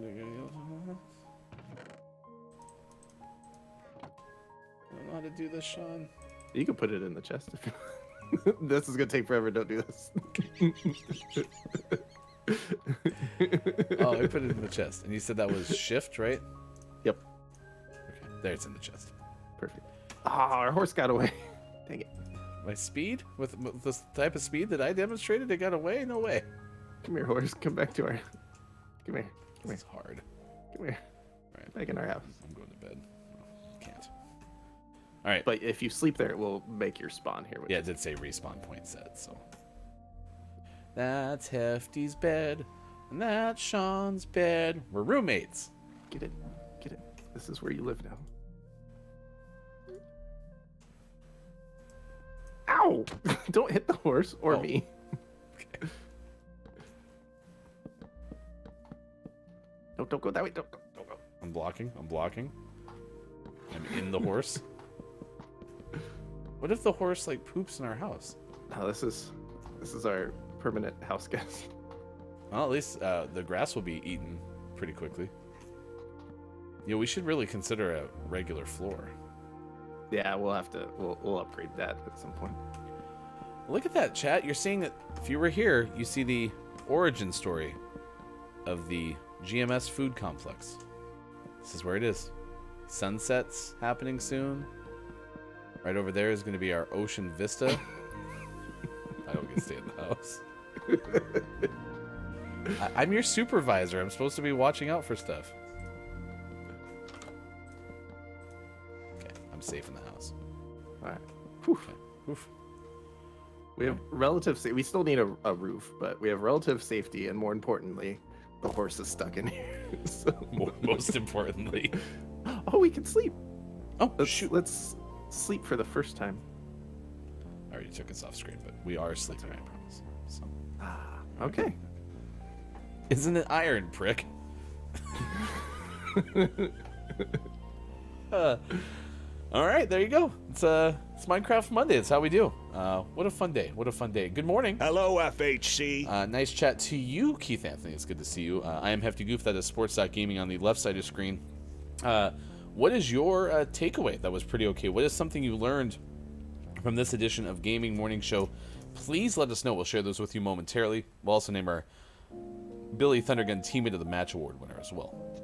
So that's coming up this hour on Gaming Morning Show. Right now it's time to get the video game headlines we shared with you in the first hour, but we do it in Renews form. It's the Gaming Morning Show Morning Gaming Renews. Once again, here's hashtag video game expert Sean. Good morning. It is still Monday, February 13th, 2023, and this is your Gaming Morning Show Morning Gaming Renews. We talked about some, it's pretty light in terms of the news world, but we talked about some things this morning, and the first of which is EA's purchase of the rights. They spent a lot of money, $588 million, to secure the rights to the English Premier League for 6 years so that it can be exclusively part of EA Sports FC, formerly known as FIFA.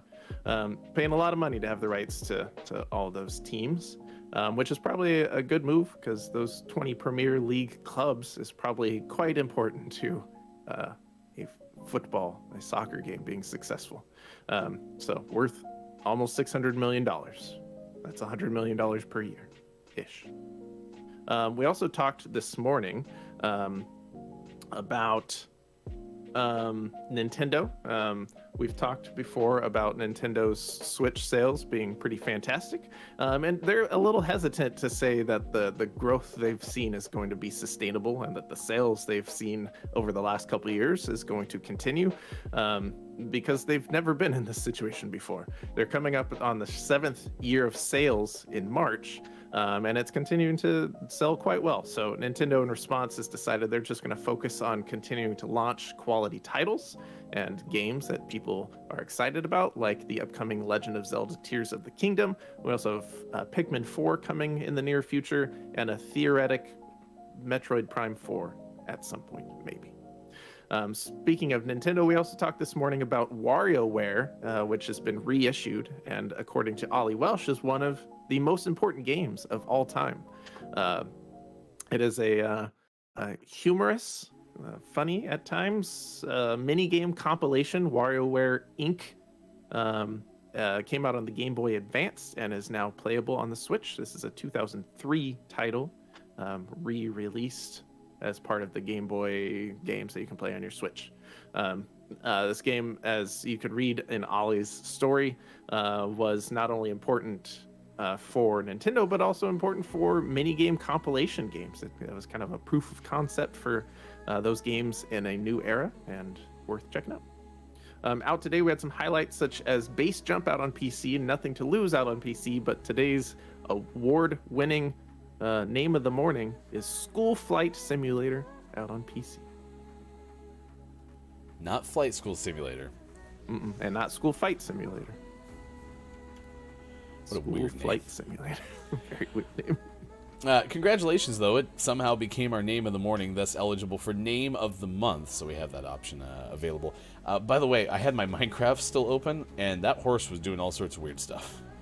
Is he mad? Does he not like living in I don't the know, house? floating on boxes, but then all of a sudden, like, I saw my character getting bumped. I finally decided to leave because I was getting a little concerned. So, here we are. Between now and next Monday, the audience can decide what that horse's name is.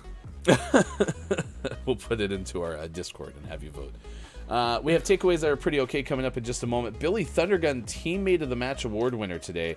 I have a nominee I want to check with you. Do you have anyone to put forward today?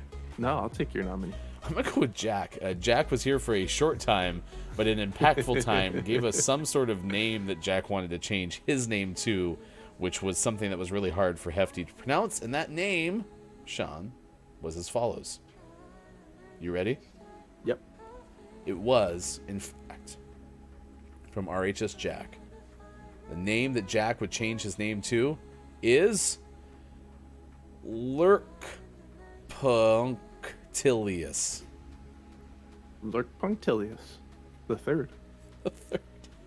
Billy Thundergun, Teammate of the Match Award. All right, congratulations. Once more, what are your takeaways that are pretty okay? Really quick, tomorrow, Whit Fuller, 7:25 a.m. Pacific time. We talked to the student writer from the the Daily Utah Chronicle, which is the student newspaper at the University of Utah. And we'll also play 5 Questions GMS coming up tomorrow with Awkwardish Panda. It works. It works. Nice. Get everything ready. Hey, Sean. Yeah? It's time for the clip of the day. The clip of the day. Hey, look, it's the clip of the day. 2020 or 2018, I think. Yeah, sounds right. Was it Cuba Gooding Jr. in one of them? I think so. There was like a documentary and then like a docu-series type thing. But I don't remember Mina being in those, so that must be a different film. I think it's a different one. All right. Well, happy birthday, 44th to Mina Safari. Did I say Safari? Yep. Safari. Has Mina ever gone on a safari? We've got a drummer birthday. I hope so too. Do you think they called it the Mina Safari? That could be like, you know how like cruises have become in vogue for people to go on cruises with like Dude Perfect and stuff? Mina could take a whole bunch of people on safari. Safari. How sick of that joke do you think Mina is? Maybe she's never heard it. We should call her. We're the first ones. There you go. There's your clip of the day. We're the first ones ever, Sean, to think of the Mina Safari. Yeah. That's ever done before. No. Maybe people have thought of it, but they've just been too nervous to tell her. We're brave. All right. What are your takeaways that are pretty okay? And then we are going to send you over to Pappy Lems PH, who is a suggested channel of somebody else we're following on Twitch. If you're watching on Twitch, we'll send you over there. Playing Apex Legends this morning. Happy Singles Awareness Day from Pappy. Your resident Twitch Pappy. Be sure to be so kind as to say good morning from GMS. Lems here, but you can call me Pappy Lems as well. I'm from the Philippines, and kind of new on Twitch into PC building, anime, and some other things. So there you go. If you would do that for us, Sean, what is your takeaway? That is pretty okay. My takeaway that's pretty okay is the fact that apparently there are lots of name changes due to, oh no, we wrote it down wrong when you were born. That appears to be a more common thing than I thought. Yeah, that we learned this from our list of the day, which we'll play some of those back. But yeah, that's exactly what we took away, was a lot of Social Security Administration applications changing your name because you spelled like Chloe wrong or something. So, takeaway from Dungeon Meowster KJ: the Switch has been out for 7 years. It's been a while. Chrissy Icky says, my current Switch is first gen. It works perfectly, but it suddenly feels very old. Yeah, that's how mine is. Yeah, I have no problems with it, but I still kind of feel like I need a new one. My takeaway that's pretty okay. Scott Chick says, baby name picking hard, but middle name picking super easy. First names issue, last names. Just pick 2 middle names, and one will get bumped into the first name. That's all you need to do, Scott Chick. That's all you need to do. All right, we'll be back tomorrow. Again, a couple interviews. It's going to be an exciting Tuesday show, so be with us on Thursday. GMS from the road. I'll be up in Seattle. Other than that, we'll see you again. So have a great rest of your day. GMS Tuesday nights as well, coming up tomorrow at 8 p.m. Pacific. For Sean, for us, and for everyone who made it possible, I am Hefty Goof. Thank you for having fun with us. We'll be back tomorrow for more Gaming Morning Show. Facebook Gaming, Twitch, YouTube, GamingMorningShow.tv. There are titles under development for Nintendo Switch, and new titles will continue to be proposed going forward. We're seeing both new demand and multiple systems demand for hardware, so we think there's still room for growth. To that end, we will want to maintain a high level of engagement with the hardware and create a new demand, not only by releasing new titles, but also by working further to convey the appeal of existing titles. So basically, Nintendo's gotten to this point, and they're like, well, usually we'd be like wrapping up a console and moving on to something else because it's not selling anymore. Now it's still selling. We don't know what to do. Let's keep making games. What I a guess. great problem to have, I suppose. Right? It's the biggest issue facing your company this week. It just keeps selling. I don't know what to do. We don't know. We don't know what's going on. No one bought 2 Wiis for their house, but households have multiple Switches. We don't know. We don't know what to do. 3 points. We'll talk more about it in sports. It was one of the highest scoring Super Bowls in history. So there is that. There is that. Okay, what do you want to do? Yeah, this is 10 most changed names in the U.S. Fatherly.com.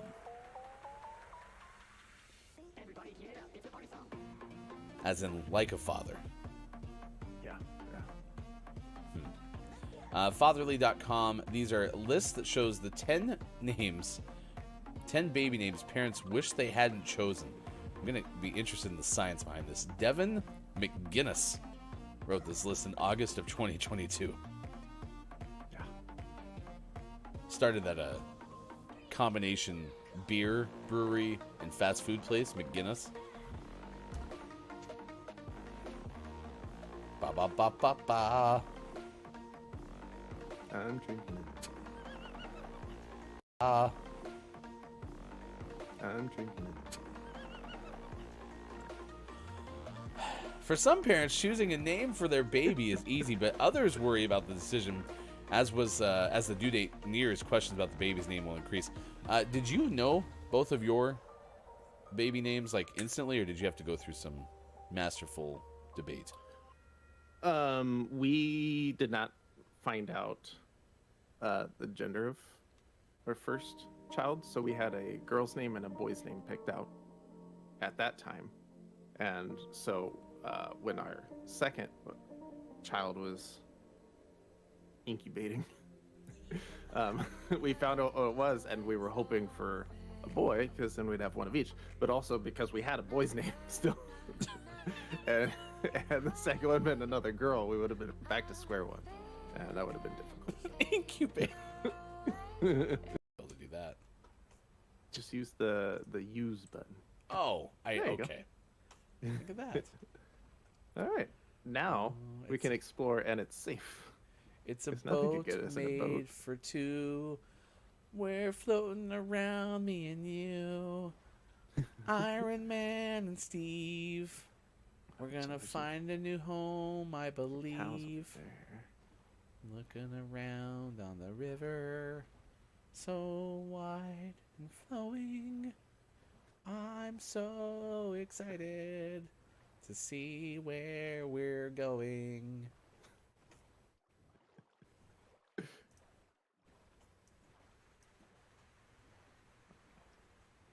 Sheepies.